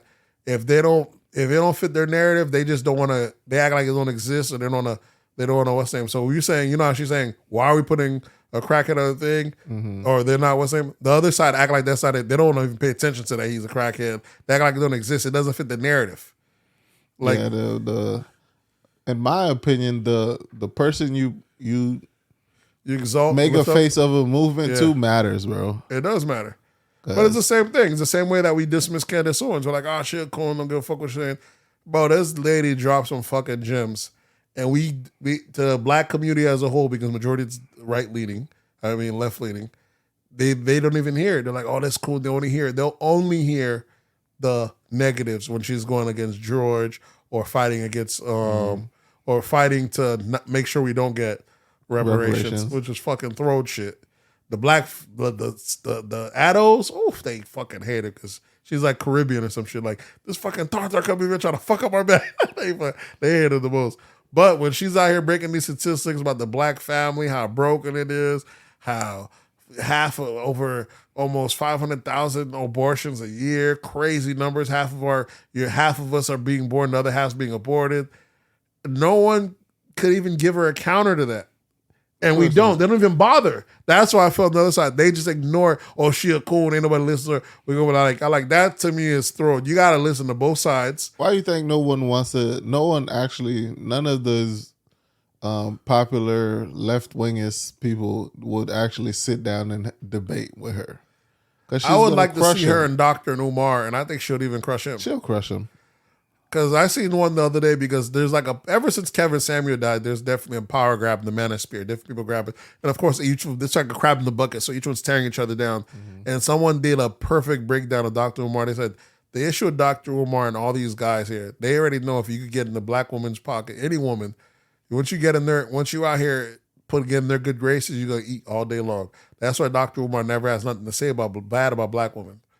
But he'll always criticize the black man. That's why Dr. Umar criticized Kevin Samuel. Mm-hmm. You know what I'm saying? But he's just like a preacher, the pastor at the church. He'll keep telling you, oh girl, keep your head in the books, even though you're not getting married. He's piping, living his life, you know what I'm saying?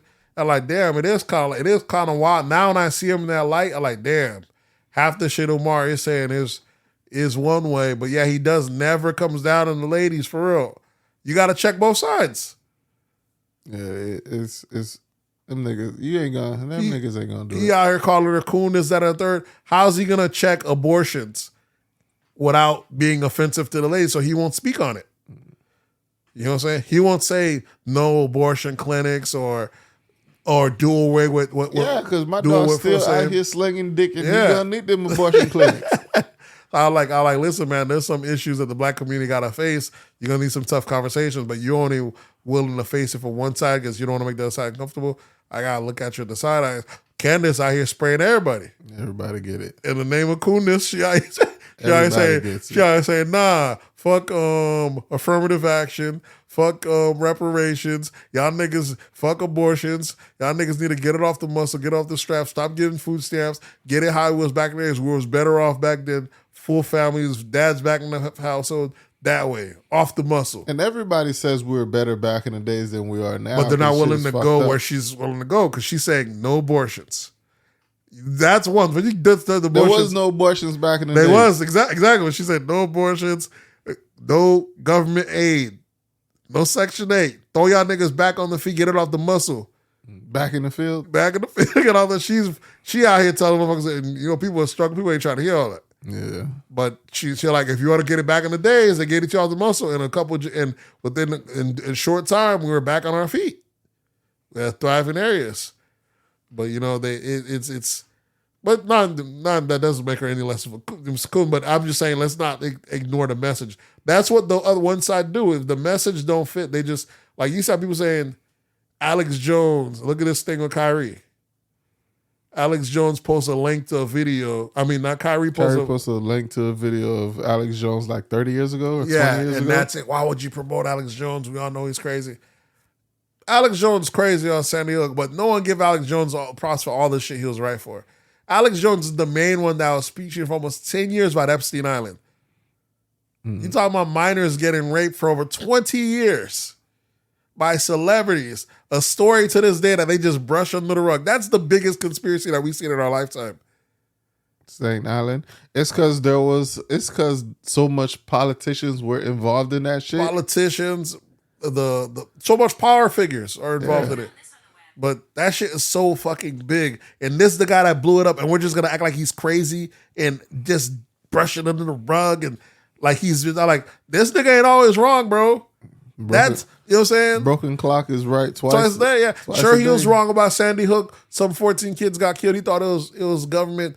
It was a government ploy. It was wrong, but those kids were killed for real. But the other shit he's saying was fucking. Alex Jones been against abortions and shit like that. He like, this shit is out here fucking what's him over. He's been speaking about a bunch of shit about how the water is fucking up our testosterone levels, turning male frogs, female frogs. And he'll say some shit. Years later, studies will come out and show that it's true, that the testosterone levels are falling. He's been saying that, and then years later, the studies come out. Oh, studies do show that males nowadays have like 50% less testosterone than their last peers. The shit he be saying, he do be right sometimes.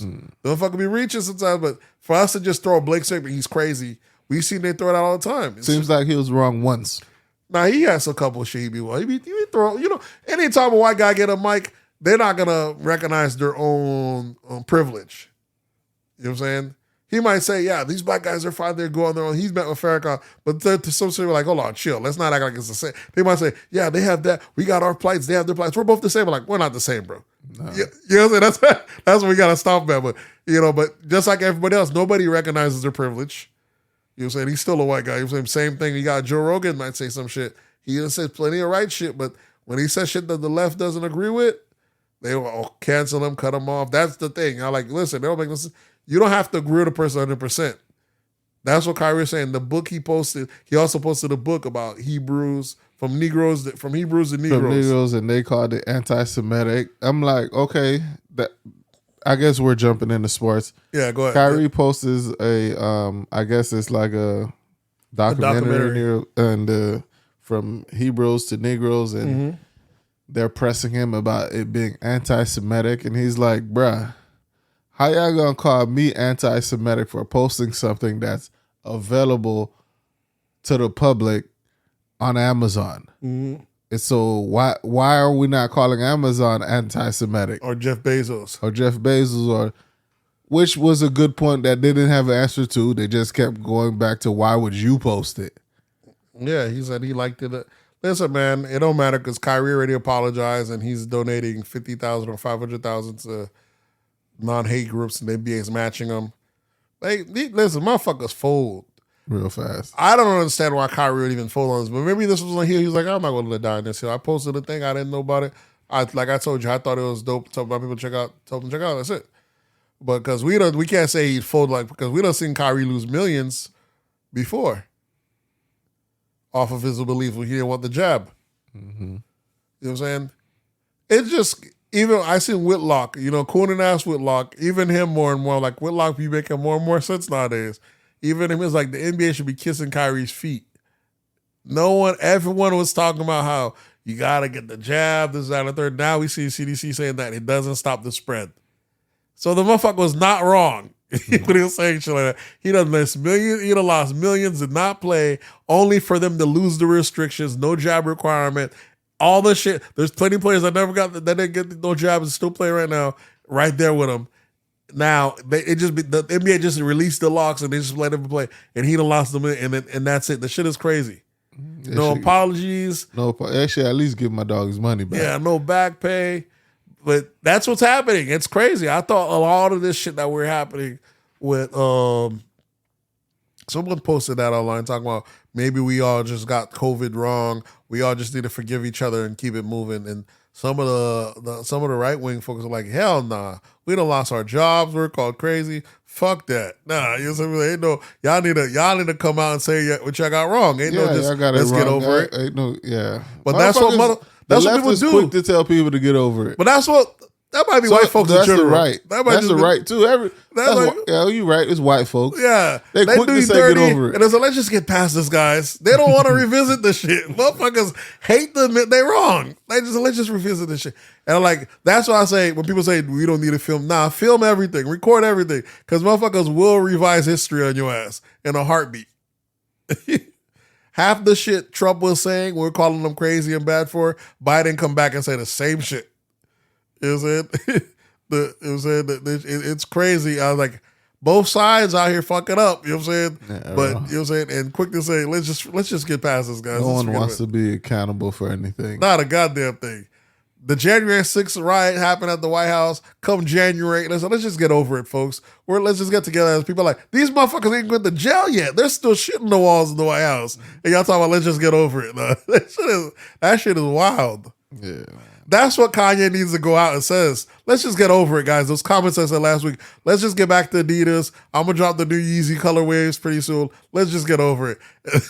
That's what he got to do. Just act like it's just something about it. We still on that? I thought we were past that. Just go ahead and move past the thing, though. Mm-hmm. What do they call that? They call that gaslighting. What else we have in sports? Sports, you got the Brooklyn Nets fired their head coach, Stephen Nash. I was wondering. I heard they got the new coach in. I was wondering. Which no one believed he should have had that job anyway, because imagine your first coaching job being a head coach of a NBA franchise. Yeah. That's a crazy leap, bro. So he loses that job, and now the Nets it sounds like they're dealing with Ime Udoka as being the next head coach. And, you know, a lot of people are not too happy about it, especially, what's homegirl name? The mixed chick, Malika Andrews. Yeah. She's not too happy about that nigga getting the job. Motherfuckers don't want niggas to win at all. Why is she not bet? I don't get why. Oh, she don't think he deserves it because he had a consensual relationship with somebody else's wife and bullshit like that. But shit, nigga was just fucking, bro. Yeah, that's what he said. I seen someone put, I don't know how true the statement was. Where he said, I'm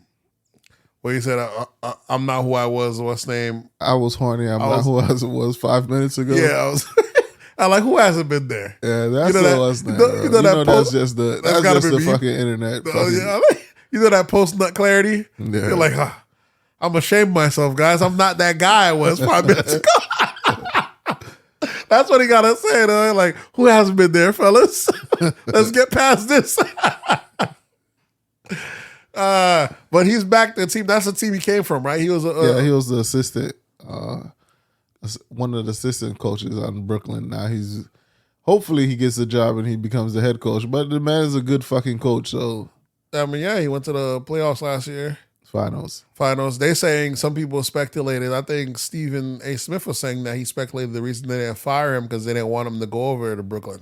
They didn't want him to go to any other team because that nigga's a fucking good coach. Especially in the East. You never want to lose a good coach to another team in the East. Yeah. This nigga come around and bust the ass the following season because y'all going to be running this place he drew up. The place he got you. He got you. He know how to stop them shits because he the one that came up with the shits. So we'll see how that plays out. How does that work? That's what I don't understand. Like, one, I always thought it was crazy. I never understand playbooks, shit like that.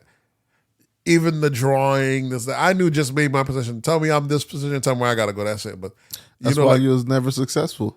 Yeah, maybe that's why. That scribble shit never made no sense, especially in football. Too much damn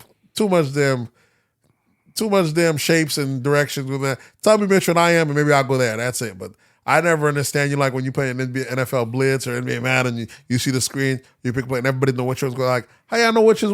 I never. Maybe now looking back at it, I can understand certain keys, but it's so much different. How many players are on the line when you're playing? On what line? When you're on offense and you're going, how many? What you mean, like football? There's 11 players on the team. What is it? Max is, what is it? You have to have 7 on the line. Yeah, so that means when you're running the play, you have to see 7 different positions, and when you're with the remote, you have to know which one of the it's gonna say where all 7's going, and it shoots you. Let you know. You don't have to know what's the name because the play you pick, you already know the offensive line does this. The player, you know what the routes are, so that's when you only have like 3 different options on if you're gonna make a pass or take a run to get it to whoever you're gonna get it to. So you don't need to know what every single player is moving and doing. You set a play. So on this play, I know I know my whole offensive line is gonna drop back and block. So you don't need to know. You don't need to do anything. All I know back in blitz, I used to know like 2 or 3 plays. The ones I stuck with, that was it. and just go with that. You know, I remember back in the days you press up, and it makes your box clear so someone can't even watch which play you pick. Mm-hmm. You know what I'm saying? And you just go run it. Either way, how does that work when a person gets traded mid-year and now they're opposing a team that they already knew the plays from the thing before? And how quick can they learn these new plays? That shit is nuts. That's the thing. You're just going to have to, you can't run them plays against him, especially the ones he do one that drew up. You can't run them plays against him because he knows. And then a quarterback comes back and learns whole new plays, and then there's plays from the season before. And if he's had more than one team in one season, and then there's guys, they join a team mid-season, they give them the playbook. Hey, we need you to run the playbook. I learned the whole playbook. By the time thing come along, they're like, yeah. If some guys, they say, yeah, we learned it. I did the playbook. And there's guys that the great step up, and I never learned the playbook. I came out there, got open, got play. I was never good at the books. I was like, that was me. I was just never, maybe I never got to be great, but I was never good at the book. Other side of the books. I never understood how you could learn a whole new book plays that in such a little time. It's called dedication, bro. I guess that's why they're pros. Never had it. It's the same reason I never understand how NBA could go one season, these niggas shooting dunks and free throws. We come back the next season, everybody dropping threes. I'm like, bro, it ain't even been a year. In that break period, everybody came back dropping threes. I'm like, how the fuck are they this good? Dedication, and man. that shit got crazy, which is really why your boy looking real crazy right now, dropping the bricks because the whole league converted. Westbrook, yeah. Got like, listen, the whole league done converted over now. You're gonna have to change this up now. This shit is not working. What else do we have? In sports, you got your boy Charles Barkley signs that $200 million deal with TNT. Yep. That was a couple weeks ago. Yeah, so what is that? That's so he's getting paid what, 20 million a year, 10 million a year, something like 20 million a year. I don't know how long the deal is, but I think it's like a 10-year deal or something like that. He was supposed to retire, but you know, they throw that type of money, you might as well stay put, eat up. I did hear him say some throw shit today. He was talking about he feels that Kyrie should have got suspended. He was like that last guy what? said for the post? Yeah. The fuck? That's like, but you already know Charles. Charles Barkley, old school and been cool now. He don't give a fuck. He's so disconnected. You know Charles don't give a goddamn. You know what Charles, I'm getting. Yeah, like he should have known. We done fire people for using slurs and anti-Semitic stuff all the way. You know, so we done suspended people. He should have got fined the same way. You know, like, and you know me, I don't even do social media. Of course you're gonna say you don't do social. Yeah, it's easy to smile at something you don't fucking do. That's what it is. That's what a lot of people get the freedom to say, hey man, go ahead and find them because they don't participate in it. That's the thing. Like his post is not anti-Semitic, bro. It's just a post. But they're like, why would you post it? About a fucking movie that he watched and he liked. He could be like, they asked him what it was. He could have been, I don't know, man. You got to start telling those people. That's the thing. Like, so what if I posted a movie about the Holocaust, but the only thing I really enjoyed on the movie was watching the people go in the chamber? Is that like, going to be anti-Semitic? Like, this is my favorite part, guys. So you can't tell me what he enjoyed about the movie that made him repost it for it to be anti-Semitic, because I don't know. I'm gonna have to do a deep dive into the whole. I already tell you, Jewish folks is probably my favorite. If I had to pick a religion, it would have to be Jewish already. I already told you, if I had to pick one, I was born in a Christian, but if I had to pick one, I mean, I still can. But if I'm saying I'm not actively searching for the religion, but if I had to choose one, it would be Judaism. Why?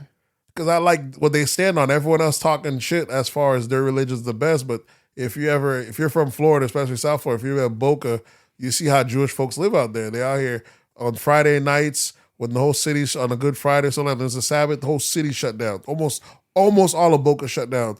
Like nothing's closed because they're not supposed to touch that electrical for certain time. That's how much power they have, how much established they have. These shits are just shut down. And when they're throwing bat mitzvahs or bat mitzvahs, people coming around cutting checks. You know what I'm saying? $1,000 a year, $3,000 just giving checks to their kids. They out here, the way they stunt with their money is they're building rec centers and shit for their stuff for their kids and family to go to. So their way of stunting is giving back to the community. I like that shit is fucking lovely. I'm winning. I'm doing business with my people. I'm giving back to my people as a way of hubris, but we're still winning as a whole. Even if they don't make it to heaven, it's heaven on earth. I would say if I had to pick a religion, I would say To me, Islam. Just that's just too strict. the Fuck that. discipline. Fuck that. That's why I just too pick it, strict. because the discipline. Yeah, that's just too strict. If you're Orthodox Islam, like the discipline you have to have for that, bro, that's just too is strict. crazy. That's what Andrew Tate just converted to. He said he's studying, he's going to convert to that. He said because of discipline. Andrew Tate, the one they banned him off because he was talking too spicy online. They got pulled, but he said because of discipline. He said Christianity ain't shit anymore, especially Christianity in the West. What is this? It's the religion that keeps lowering its rules on what's allowed and what's not allowed, just to get more people in, because people are fleeing away because they're anti this. They're like, okay, we allow this now. They're like, if you have no rules anymore, you don't really stand for nothing. How the fuck are you religion? And you're like, you have whole churches that have gay pastors or all sorts of shit. You know what I'm saying? They're like, but in your books, this very book, it says that. It speaks against that text. You know what I'm saying? It'd be like like you said, what was it when you said, not Muslim? You said, was it Muslim? You said Islam. Islam, yeah. It'd be like them saying, you can eat pork only on Tuesdays and Wednesdays. Yeah. They're like, bro, it says right in the text, you can have it in this text. Yeah. Y'all, what is this? Just trying to get along with people.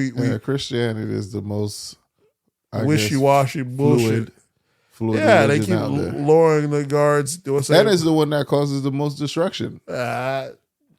Islam, right there with them. Islam and Christianity, those two right there. Nah, Islam isn't convert by sword. Christianity is you gonna convert or we killing. So what is jihad? What do you think that is? That's the right for those people to kill the infidels. That's the thing. But if you don't bother them, they don't bother you. The extremists don't look like that. They look at it as a way that you need to get rid of the other ones. I believe Christianity is one of those, I'm going to force my religion upon you. I think they both are. Because a lot of the reasons even you have black Arabics is because they used to, back in the days, that's how they were breaking in. That was their religion to get slaves and force their religion on them. Bro, those two religions, for the beginning of time, has been fucking shit up, though. Christianity and Islam, the two biggest ones. And they both derive from Judaism or the old books, Old Testament. That to me, I was like, I might as well go to the source. The Jewish got shit on. Jewish running a smooth op. They might be, and they don't even believe in Jesus their own self.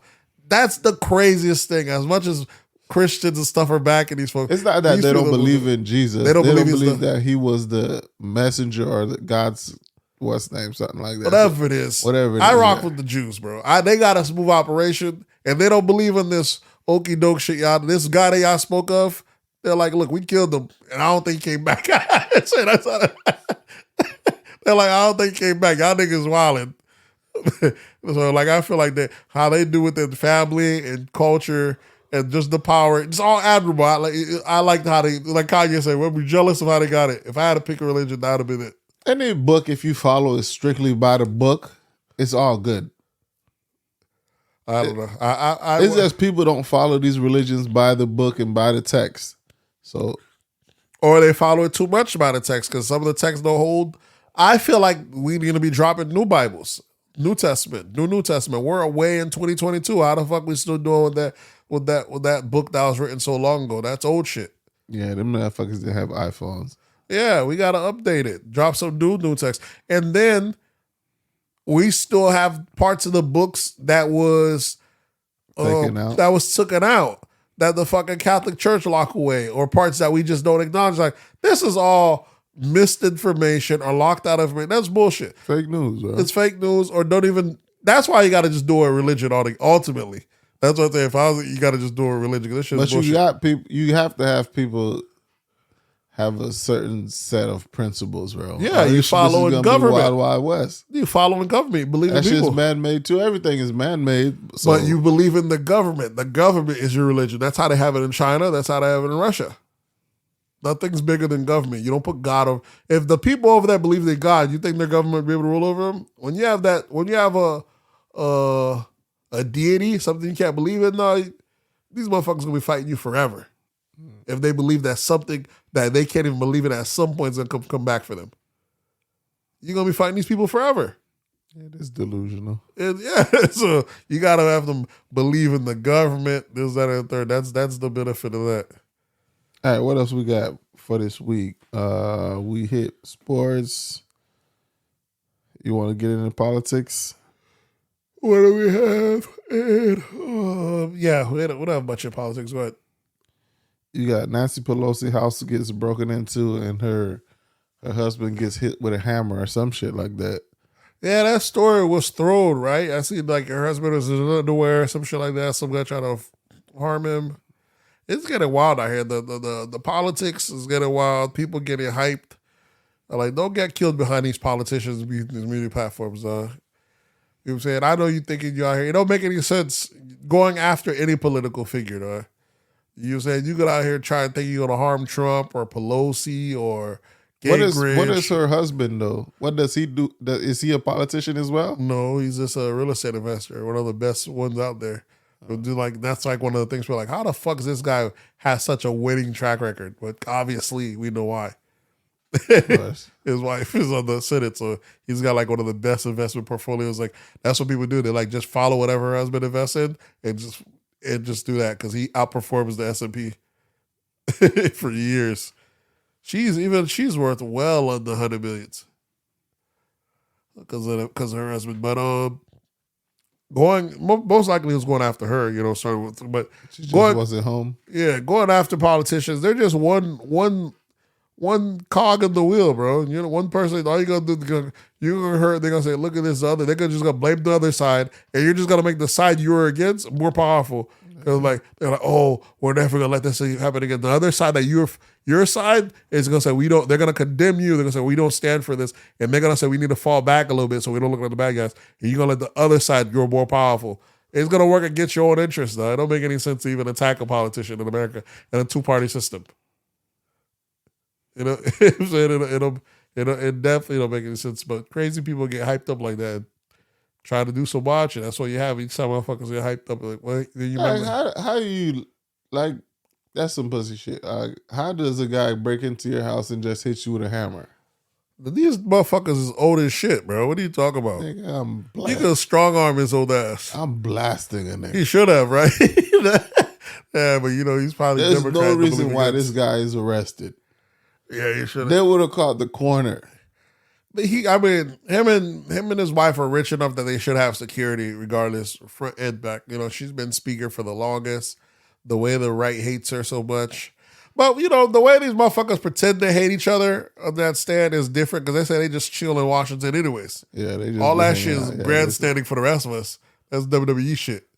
But us people that actually believe in this shit, we get hype, you know what I'm saying? And them motherfuckers be out having dinners and having a good time, shaking hands. They put on a show for us, but it's the same way. You know how some people fucking hate LeBron. You know what I'm saying? Because he done squashed their team or they was had to crush their team too many times. You can't stand him. You hate him. Some people hate Tom Brady. You know what I'm saying? Shit like that. But it's one of those things. So niggas gonna hate winners, bro. Yeah, people hate winners. And Nancy Pelosi been in that position winning for a long time. And some people are thinking that, oh, they're the fucking scum of the earth. They're the problem. So it's one of those things. What else do we have? Looks like you have on here Joe Biden caught lying. What was this about? I seen a clip online. He was speaking. First, I know he came down to Florida, and they're talking about it was strange. Because as soon as he got to Florida, he started having this little Southern twang. Talking about, I don't know about y'all. Put that little Southern drawl on it. Mind you, he's from Detroit. Well, like, I guess he might be code switching. When he's around his old hillbilly white folks, he switches up to that type. So you know what I'm saying? Everybody code switches. I don't know how y'all think about that, but people are talking. When Obama gets around black folks, it's a different when he's CNN. When he's not saying he's talking proper, when he's around the black folks, handshake different. Handshake different. The words a little bit different. Nigga talk different. I see this past. What's the name say? What's that nigga? In Paid in Full. Yeah. Nigga breathe different. Yeah, when they get money, exactly. I see just past week Obama talk about, I was a little bit more, I looked a little bit better back when I was going. People are like, nigga, you still look good as shit. You're like, what was that? And he said, motherfucker, people loving him. And I see on Twitter, people say, bro, they could have found a smoother motherfucker to pull one over on us, boy. I'm like, they're not like that nigga Barry still getting these bitches. That nigga Barry is smooth as a motherfucker, bro. Our Obama's one of the smoothest motherfuckers around, dog. Shit is it. They're not lying, dog. They couldn't find a smoother motherfucker for real. So yeah, Joe Biden came out there, talking, but he's saying how he was mentioning how the war. Yeah, he said the gas prices are high because of the war in Iraq. Oh, I'm sorry, I didn't mean that. Mind you, we're not even the war in Iraq. I messed up. I meant the war in Ukraine. I only brought up Iraq because my son died there. His son did not die there. Not the war in Iraq. The gas price. You know what I'm saying? So he's out here just making up lies, but he's adding lies on top of lies. But we don't know if he's just lying because he is a liar. Most politicians are. He can't keep up with his lies. He's old as shit. Yeah. He's old as shit. Can't keep up with his fucking lies. But this is even a young lie. Like Joe Biden early in his career lied and said that he had finished top of his class, had great GPA, and went to a certain college. Years later, they find out he was at the bottom of his class, didn't have a good GPA, and did not go to that college. He had to say he missed speaking recount. This motherfucker is a liar. They've been lying. Been lying.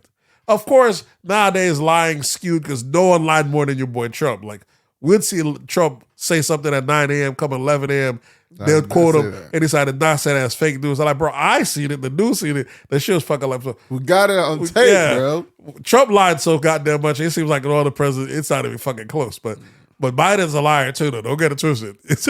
But now I don't know if it's just lying or we getting a senile old man that can't keep his stories together. My dog just forgetting. Yeah, that's what I'm thinking. This shit is wild. Yeah, but it's hard to call someone a liar. I'm like, because they're all liars, but who lies more? The way Trump did it, you can't really call anyone at that level a liar anymore. All right, what else we got? We got anything in pop culture? What did you have in pop culture? Oh, Davido's son died drowned in a pool.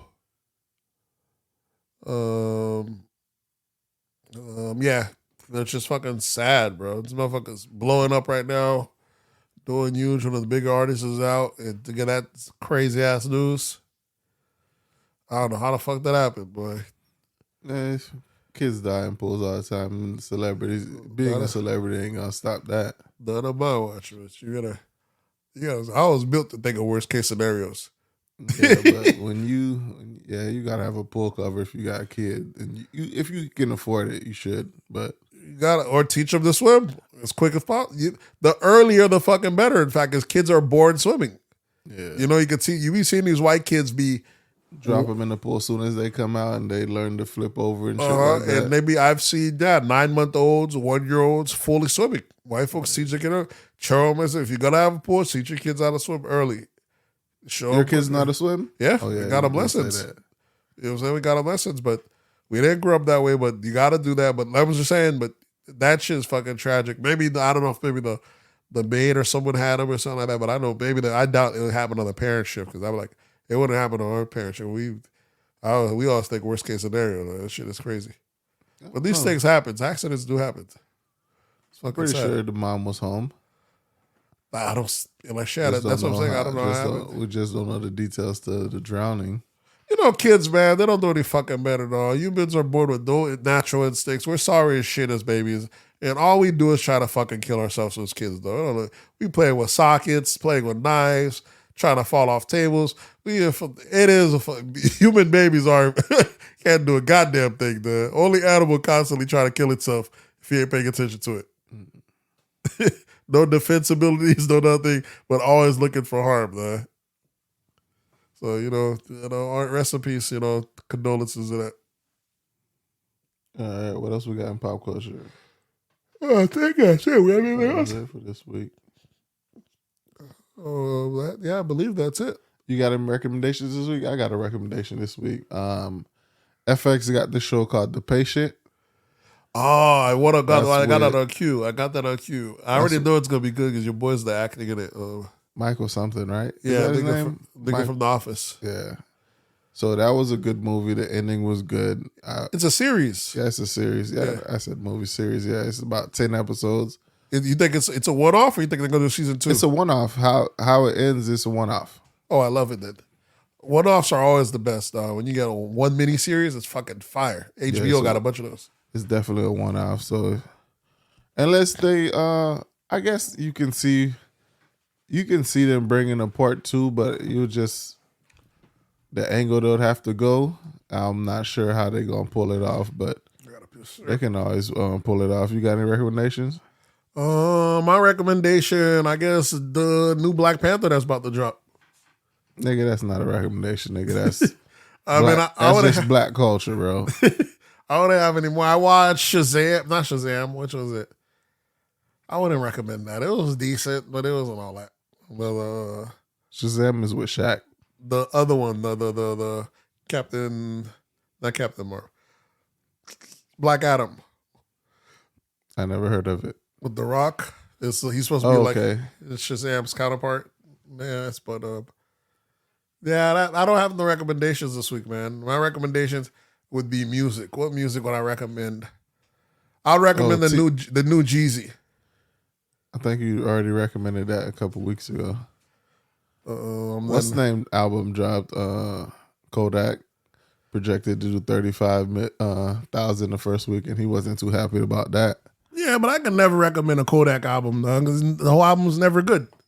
You can make a good. It always starts off fire. Too much goddamn tracks. This one sounds a real Miami style flow album. It sounds a lot Miami. It's never a full good album though. It's always too many tracks, and a couple of them sound like they're just freestyles. Not good. Just give me 6-7 Kodak, bro. Cut it and make it perfect. Give me a solid run through. It don't make no sense to give us all those tracks, and some of them are skippable. So you want an EP from Kodak? You don't want because these niggas ain't putting effort. They're not that good. Old ass nigga Jeezy coming on giving you straight fucking heat. I still haven't chalked that album. Yeah, as old as he is, and you young niggas ain't showing no effort in this fucking sport. Don't make no sense, dog. You got some ride-in shit, but there's a lot of tracks in there they're just throwing together. Hey, this is what we live in now, bro. You just at least niggas is giving you 20 tracks now. Yeah, that's true. Go ahead, sign us off. We'll go peace. All right, folks. Y'all already know what to do. Hit us up on That's Absurd Pod on Instagram. That's Absurd Pod on Twitter. That's Absurd Podcast on Facebook. And you can always drop an email at that'sabsurdpodcast@gmail.com. And you know the voice line is always open for the question of the week or a voicemail, whichever one you prefer. You can hit us up at 407-900-6076. That number is 407-900-6076. And we'll catch you next week. We out.